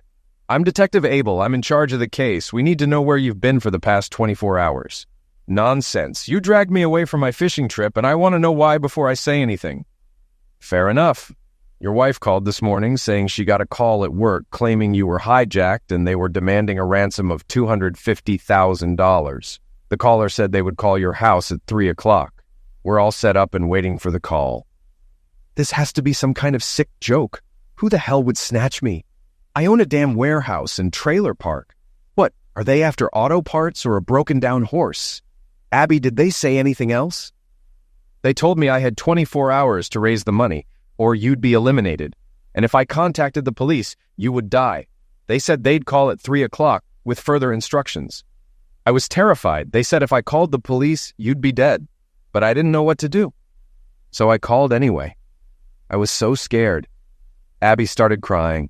"Mr. Bell, your wife made the right call. She couldn't handle this alone. That's easy for you to say. It wasn't your damn life at stake. What now? I'm here. I'm fine. Can't you all just leave my house? Mr. Bell, we have to take threats like this seriously. We'll stay and see if the call comes in. Now, can you account for your whereabouts over the last 24 hours? "Sure. Joe and Al picked me up early yesterday morning. We rented a cabin by the lake for 4 days. We drove there, took my boat out, and went fishing. We arrived in the evening, cooked dinner, and hung out in the cabin. This morning we had breakfast, and then the Coast Guard found us. That's it, you know the rest." It was almost 3 o'clock, and the detective had set up a phone beacon in the kitchen. Abby was ready to answer the call, and I sat in the living room with 2 other detectives, drinking coffee. A speakerphone on the coffee table allowed us all to listen. Detective Abel had Abby tell me she'd contacted her lawyer to help get the money, and he would pose as the lawyer if the caller asked. I just sat there shaking my head. "Damn it, I could still be fishing," I muttered to the officers. Right at 3 o'clock, the phone rang, and Abby answered. "Mrs. Bell, glad to see you made it home early for my call. Is the money ready?" the disguised voice asked. "Not yet. I contacted a lawyer to help me get the money," Abby replied. "What? I told you if you contacted anyone, your husband would be dead. Did you also call the police?" No, just a lawyer." "I'm sorry, I didn't know how to get that much money." "You only told me not to call the police. Please, don't hurt my husband." "Put the damn lawyer on the phone." Abby handed the phone to Detective Abel, who played along.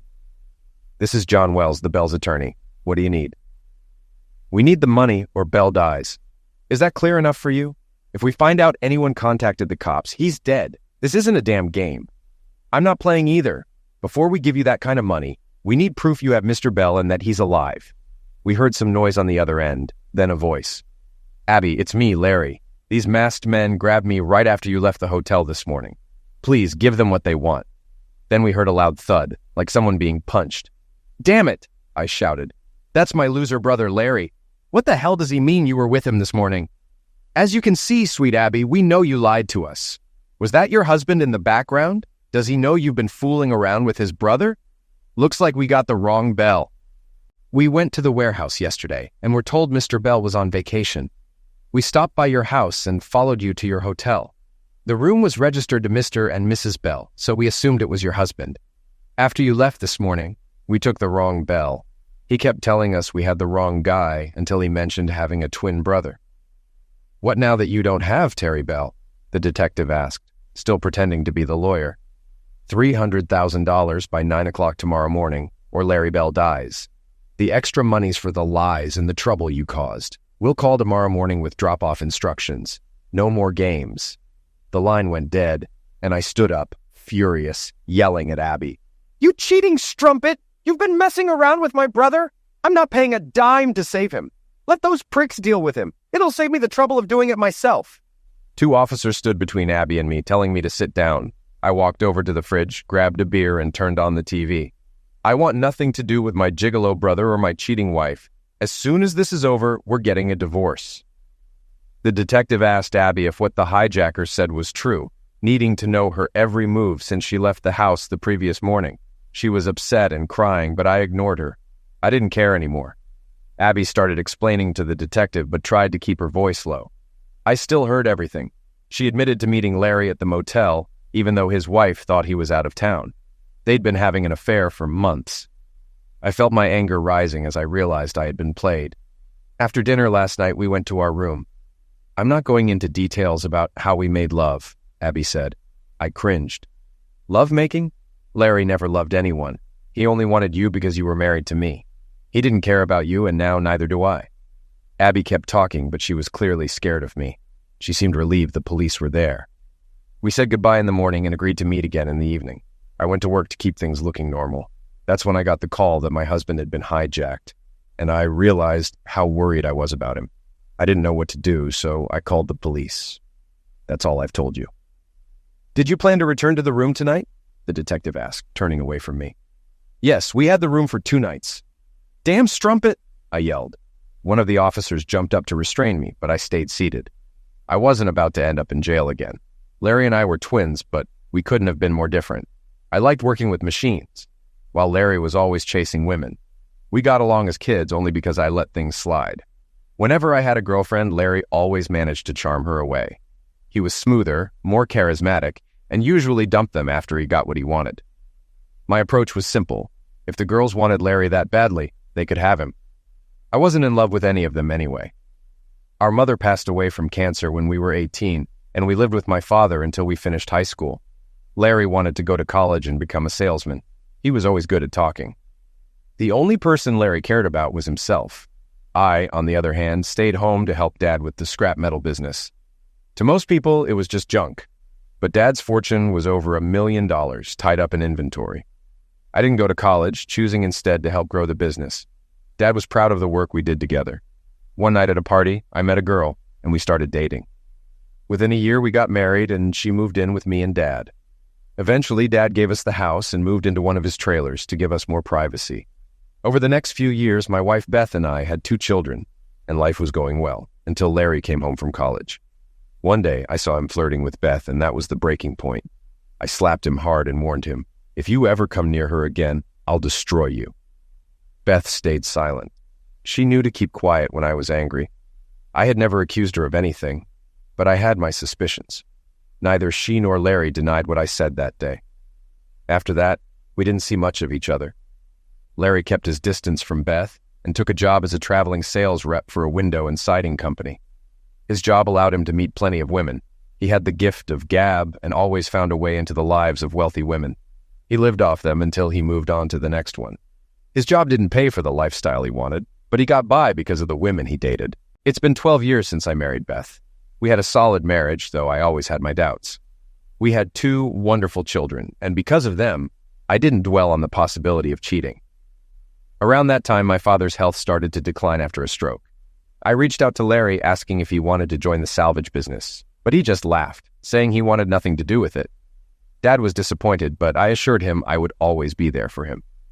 One day, a man came to us with several cars he wanted to sell. Dad made an under-the-table deal, which wasn't the first time he'd done that to avoid paying extra taxes. Unfortunately, he didn't check the VIN numbers on the cars.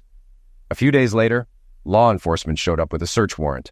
The man had told the police he'd dumped the cars in our lot, and they were preparing to arrest my dad for receiving stolen property. There was no way I was letting Dad go to jail. I stepped forward to speak with the agents. "Sir, I took those cars. My father had no idea. I was planning to handle the registration, but didn't get the chance. All they needed was someone to arrest, and that someone was me. I was arrested, pleaded guilty, and was sentenced to 5 years in prison.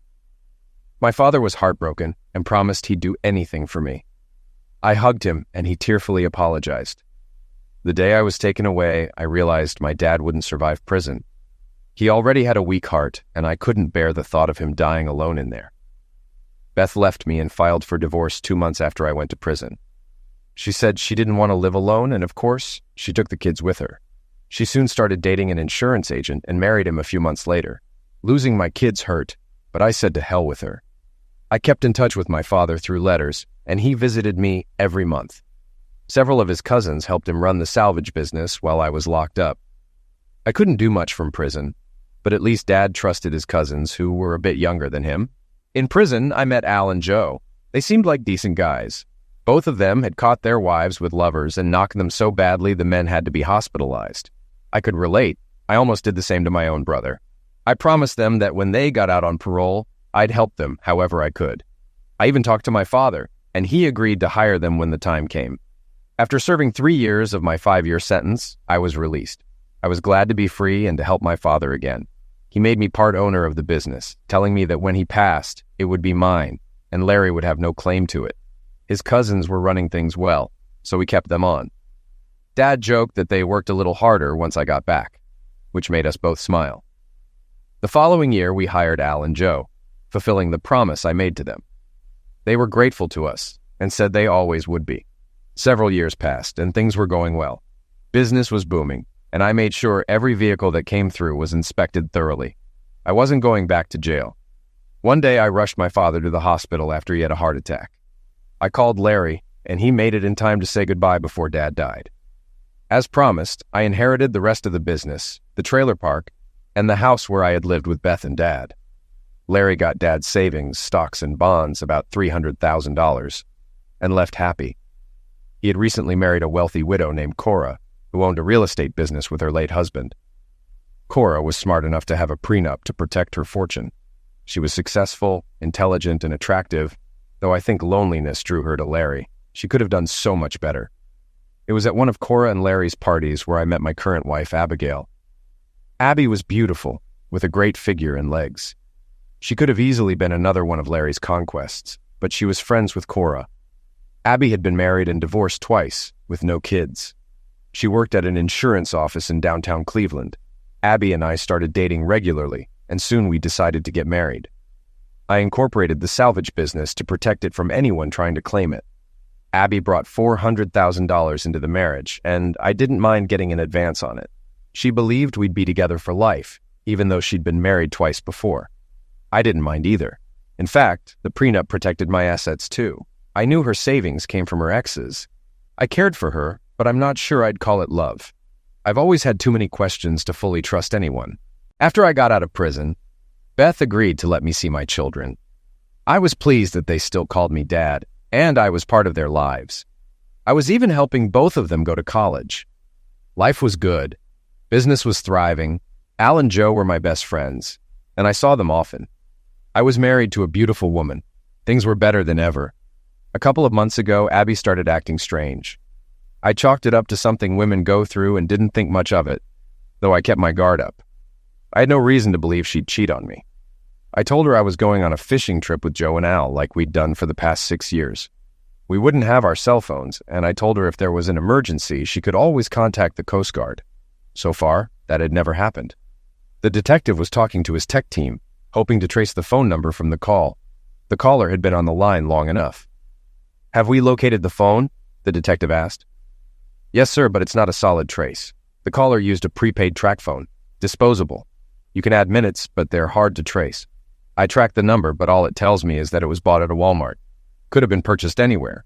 The tower that picked up the call is in downtown Cleveland." "Can we narrow it down?" the detective asked. "Not really, just within a 5-mile radius of downtown Cleveland." "Which isn't much, sir."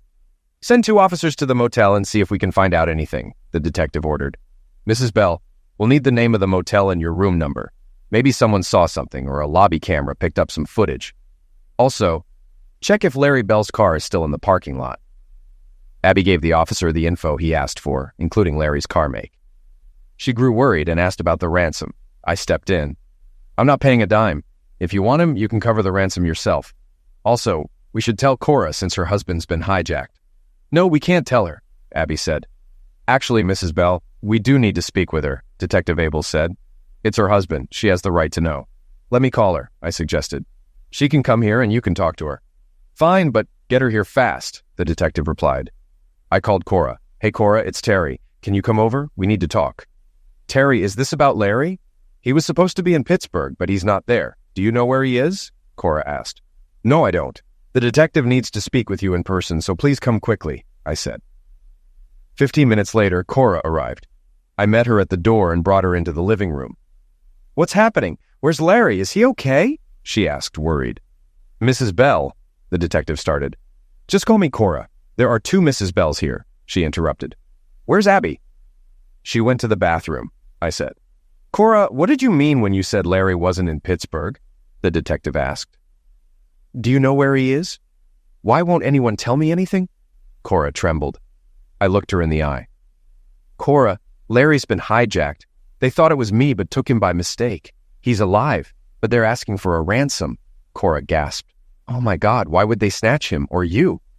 "We need to know everything that's happened recently," the detective said. "We spoke to Larry briefly, and we know he's alive. We're trying to find him." Cora looked uneasy, but agreed to help. "I've been suspecting Larry of cheating.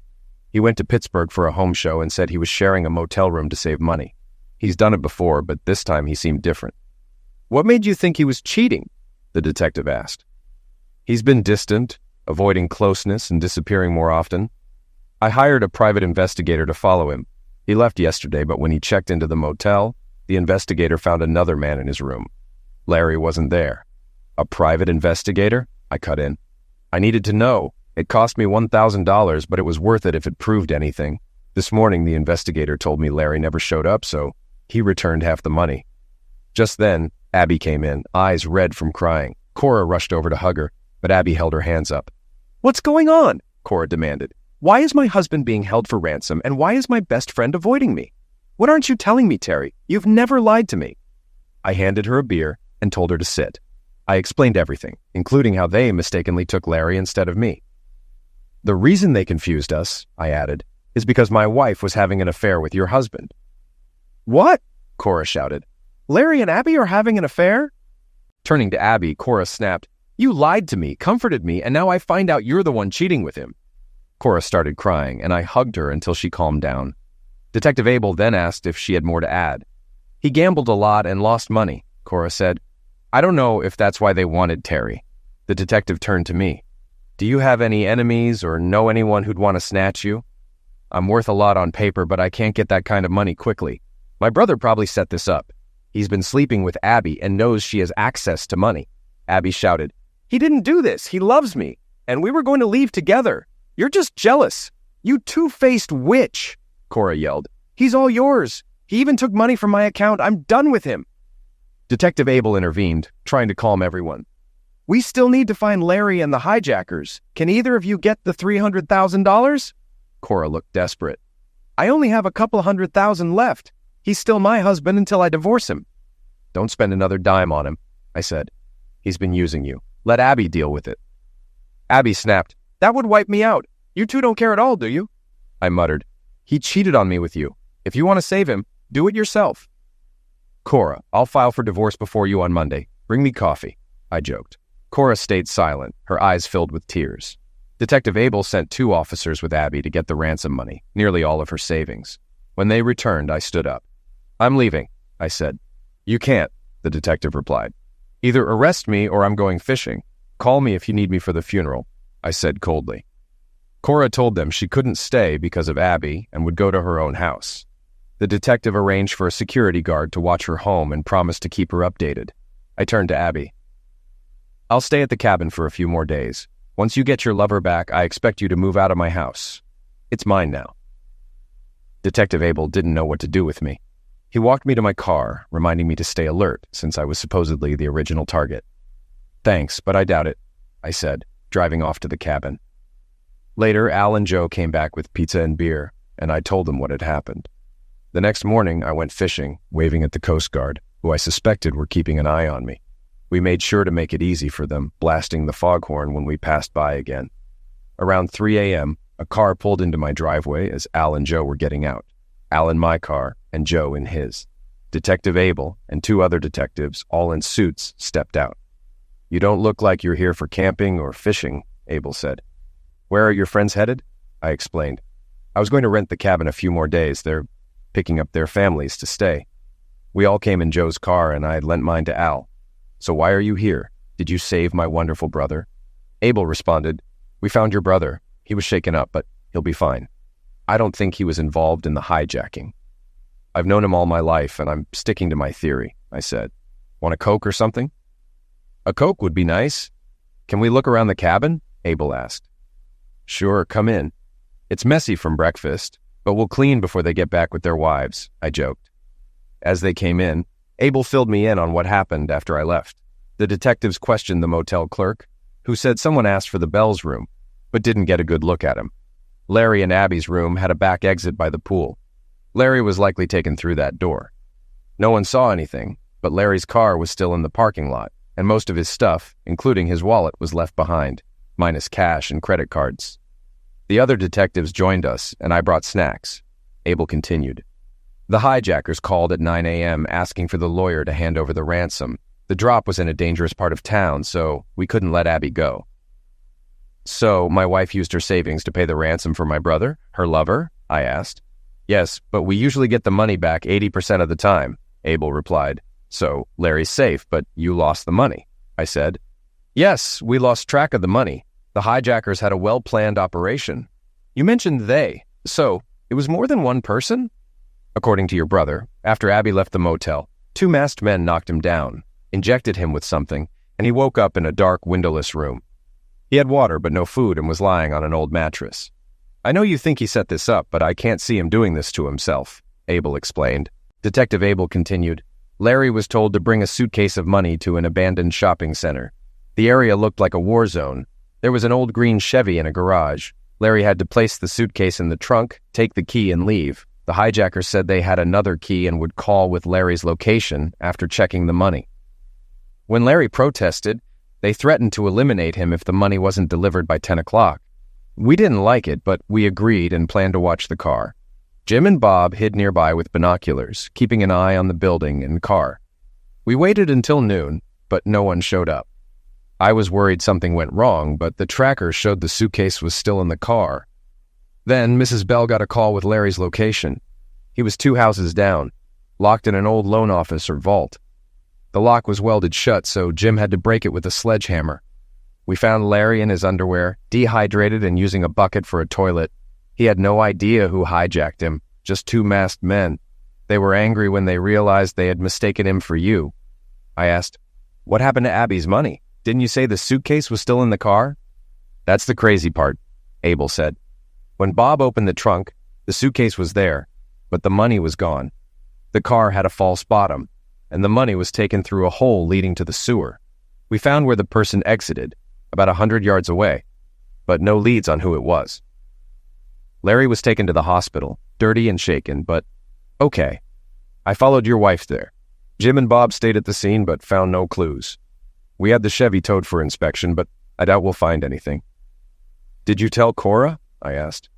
Yes, she thanked us, but told Larry she's filing for divorce. She was glad he was safe, but that was the end for her, Abel replied. The detectives stood up to leave, and I thanked them for the update. I wanted nothing to do with my brother.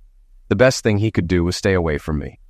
Before leaving, Abel asked if I had any idea who might have tried to snatch me. Detective, I run a scrap metal recycling center. I was with my best friends and my cousins were running the warehouse. Abby might have hired someone, but what would she gain? I bought her everything she wanted. My brother, though, he's always after money. My bet is still on him. Some time passed before Al and Joe arrived with their families. Everyone seemed happy, though things were a little awkward because they knew about Abby. She had never been close with any of them. I told the guys I was feeling a bit down and planned to stay at a motel for a couple of days. I encouraged them to enjoy the cabin and my boat, and I trusted them completely with everything I owned. They were true friends.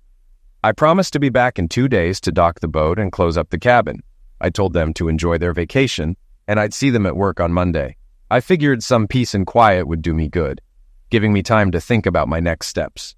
I called Cora and invited her to dinner the next day, and she agreed. I met Cora the following day. She looked beautiful but sad, dressed in her usual business attire since she worked in real estate. We met at Red Lobster, arriving separately. "Why did you want to have dinner, Terry?" she asked. "The last few days have been rough, and I thought we could both use a friend. So, did you see my a-hole brother yesterday?" "Yeah, I got there just after Abby left," she said. "I can't believe a friend would do that to me. I never want to see her again. Larry tried to apologize, but I told him to go to hell. That was it for me. First he steals from me, then he cheats on me with Abby. I told him I'm filing for divorce on Monday, and if he fights it, I'll press theft charges for forging my name and taking money from my savings." "God, I can't believe I ever married him. I feel like such an idiot for staying with him," she added. "He's always been a smooth talker. I hoped he'd changed when he married you, but clearly he hasn't. I'm seeing a lawyer on Monday, too. If you want to come with me, that's fine," I said. She smiled. "Your brother may be a talker, but you've always been a kind man, willing to help anyone. Larry has always been jealous of you, but you probably knew that already." "What did he say about the hijacking? Did he admit to setting it up?" I asked. Cora chuckled. "He claimed he had nothing to do with it. He said they were after you but didn't know why. They were furious when they realized they had the wrong bell." "I'm still confused about all of this. Is there something you're not telling me?" I asked. "Let's leave it at that for now," she replied. "Talking about Larry makes me sick. How about we go see a lawyer together? Maybe grab lunch afterward?" I said softly. "Cora, I've always cared about you. It's a shame I picked the wrong brother, but I didn't know you then. We each have to deal with our divorces now. Some might even think we faked the hijacking to be together," she laughed.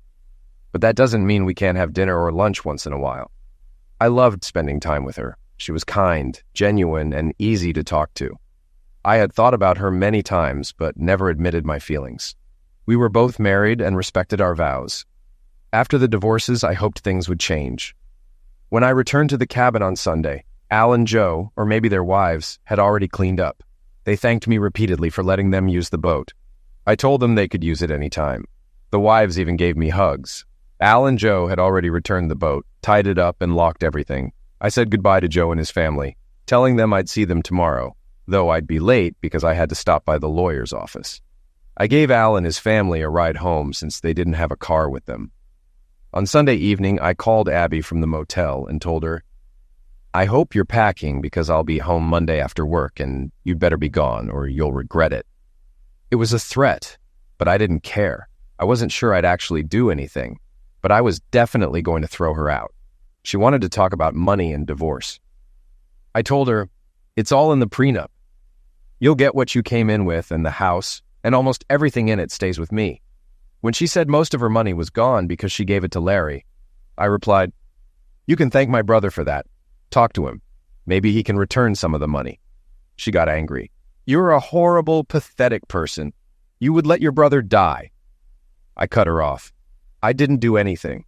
If he hadn't been fooling around with my wife, I might have helped him. Anyway, I'm seeing a lawyer on Monday. You'll be served with divorce papers later this week. I suggest you sign them." After I returned from the lawyer's office on Monday, I got a call from Cora at work. "Larry stopped by my office to pick up his things from the house. He had a small trailer, and I told him he better take only what belonged to him. He tried to apologize again, but I told him to just leave. I'll be mailing the divorce papers to his company's office in Youngstown." As he was leaving, she continued, I saw Abby in a car following Larry. I think she rented a truck. My idiot brother helped her move her stuff. Cora told me she had scared Larry by telling him, I had dinner with Terry on Saturday, and he said if he ever saw you again, you'd be a dead man. I never said that, but Cora told me it scared the hell out of Larry, she added. Cora told me she also informed Detective Abel that she had canceled all of Larry's credit cards, both those in his name and the ones they shared. She was done paying his bills and mentioned that Abel was keeping an eye out for any activity on the stolen cards. The case wouldn't be closed until the hijackers were caught and hopefully the money recovered. Since Larry had been found, the case had been put on the back burner. Work slowly returned to normal. Cora and I started having dinner at least twice a week. We both filed for divorce, and the lawyers said it would take about 90 days. We were both surprised that neither Abby nor Larry contested the divorce. Contesting would have been pointless since we both had prenuptial agreements. Over the next month, Cora and I grew closer. She confided in me about things she hadn't shared before. A few months earlier, Larry had traveled to Las Vegas and forged her name to withdraw over $100,000. She only found out when she saw a bank statement, right as Larry was supposed to be on a 2-day trip to Pittsburgh. At first, she just wanted to confront him. But then she wanted to know why he had done it. She suspected the money went to cover gambling debts and wondered if he had another woman. Cora asked me to check on Abby and Larry's schedules, and it turned out they'd both been out of town that weekend. Abby had gone to Iowa to visit her sister. I was more annoyed than ever and told Cora that I needed some payback. But I knew I had to wait. Too little time had passed since the hijacking. Later, we found out that Abby and Larry were living together just outside Cleveland. They were renting an apartment, still working, but we didn't know if they were happy. Cora suggested I leave it alone. It's over, she said. Cora mentioned that Larry thought I was a fool for going to jail to protect my father. There's no way he would have done that, she said. Cora told me she thought it was a beautiful and heroic act to protect my sick father. I realized I was falling in love with her. I loved being around her, and she made me feel at home. I asked, Cora, when our divorces are final, would you marry me? We hadn't even made love yet, but I meant it, I confessed. Terry, are you sure you want to do this? I'm probably not the best lover, considering my husband wants another woman, she replied, but she smiled and didn't say no. Our divorces will be finalized next month, I said. Let's celebrate, spend the night together, and then you can decide. I already know how I feel, I told her. I had no doubt about my feelings. Being around her made me happy. A month later, we both received our divorce papers in the same week. Cora said she wanted to get away for the weekend with me. I decided to take her to Pittsburgh and booked us a stay at the Sheraton Inn, a great spot to explore the city. We left on Friday, driving through Youngstown, crossing the Ohio River into West Virginia, and then reaching Pittsburgh, Pennsylvania. I stopped in Youngstown for gas and used my credit card. Then I made a large deposit in the overnight box at Chase Bank, telling Cora, I meant to deposit this before leaving, but since it's the same bank, I'll drop it off here. It's too much money to carry around. We had dinner at the Sheraton, and it was wonderful to be with her. After dinner and a few drinks, we went up to the room and made love. The next morning, we explored the city, visiting the Carnegie Institute, a museum. Later, we decided to catch a baseball game. We weren't Pirates fans, being from Cleveland, but we acted like kids and had a blast. We went out for dinner again, then returned to the hotel for cocktails and some dancing. It was just nice being together. I couldn't believe my brother had cheated on a woman like Cora. She was beautiful, fun, wonderful, and a great lover, everything I could want in a girlfriend or wife. The next day, we headed back to Cleveland, passing through Steubenville and a few small Amish towns. We stopped to do some shopping and sightseeing along the way.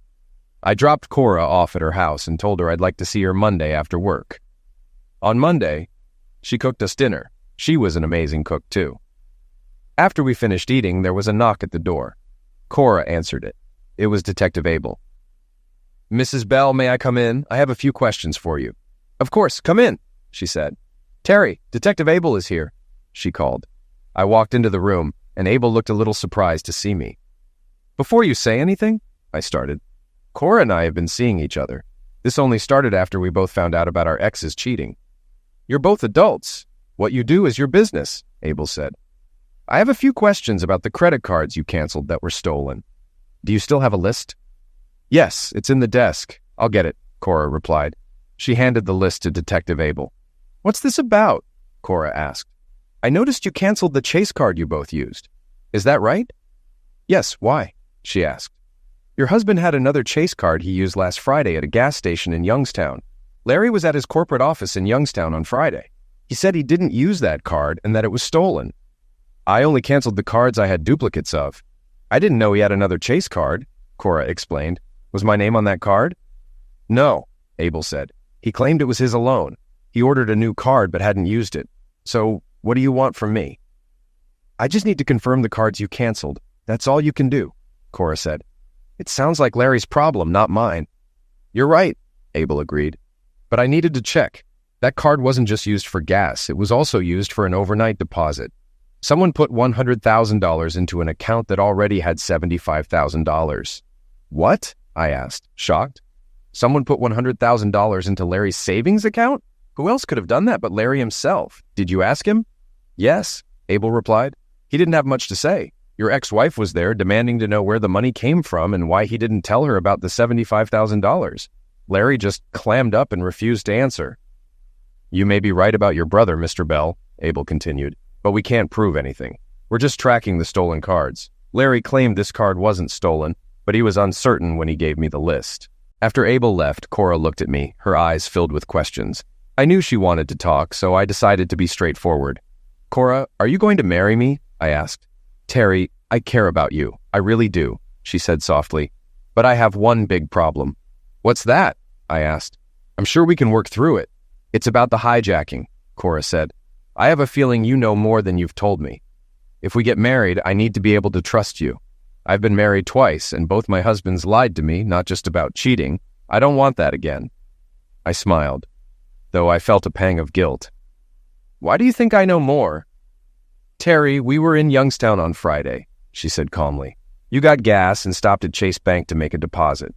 I know you well enough to tell when you're hiding something. Did you find out about Abby and Larry and stage this hijacking so I'd see what kind of man Larry really is?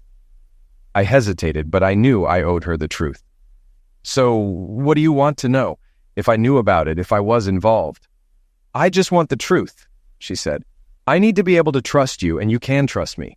You made that deposit knowing I'd question it. You were sending me a message, weren't you? It was a big step for me, a step toward trust that I rarely took. Aside from Al and Joe, I hadn't fully trusted anyone else. But Cora was right. If we were going to be together, we needed to trust each other completely. All right, I said, deciding to come clean. I'll tell you everything. One of my best clients thought he saw me in Las Vegas. He said he approached a guy who looked like my twin, hugging a woman as if she were his mistress. My client greeted him with, "How the hell are you doing, you stupid son of a witch?" The guy got mad and told him to back off. That's when my client realized it wasn't me. I continued. I showed him a picture of Abby and asked if that was the woman he saw. He said yes, and I told him it was my twin brother and his wife. He then said, damn, he was all over her like newlyweds. I played along, but I knew the truth. After that, I called Abby's sister and found out she hadn't been to Las Vegas. So I knew Abby went with Larry, and I figured you paid for the trip. I had paid for her airfare, thinking she was going to her sister's. Cora's expression tightened as I went on. I checked Abby's savings, and she hadn't withdrawn any money for the trip. That's when I decided to get even. I asked a few close friends for help. The rest is history. You would have let him die? Cora asked, her voice trembling. Of course not, I said. But I wanted him to suffer. I can't stand him, but he's still my brother. I just hoped you wouldn't help bail him out.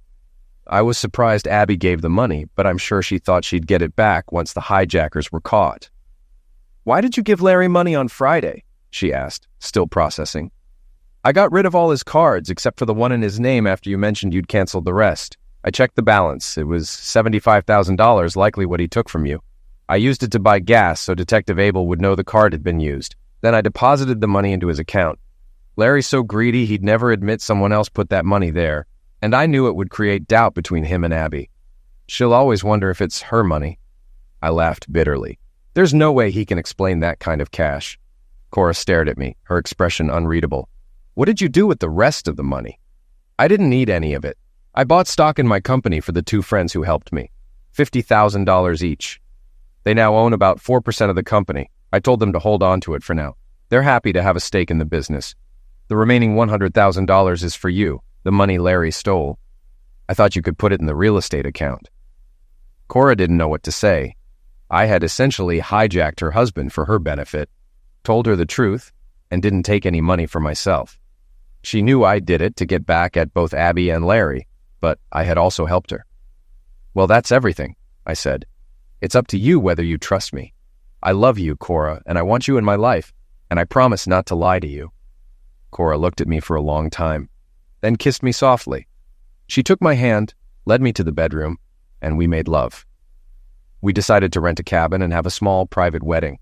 It was a beautiful setting by the lake with nature's calm all around us. Al, Joe, their families, and the rest of my staff were there. Cora's parents attended, and I finally met her sister and a few other relatives. Some of her real estate employees were also there. It was too cold to swim, but everyone enjoyed a boat ride, and we all appreciated the peaceful surroundings. No one mentioned Abby or Larry, and nothing was said about the hijacking, but I saw Cora hugging Al and Joe, realizing who my true friends were. The wedding was filled with food, music, and the warmth of family and friends. Cora's parents were surprised by how much I looked like Larry, but she quickly explained that he was my twin. After everyone left, Cora and I took a moonlit boat ride, just the two of us.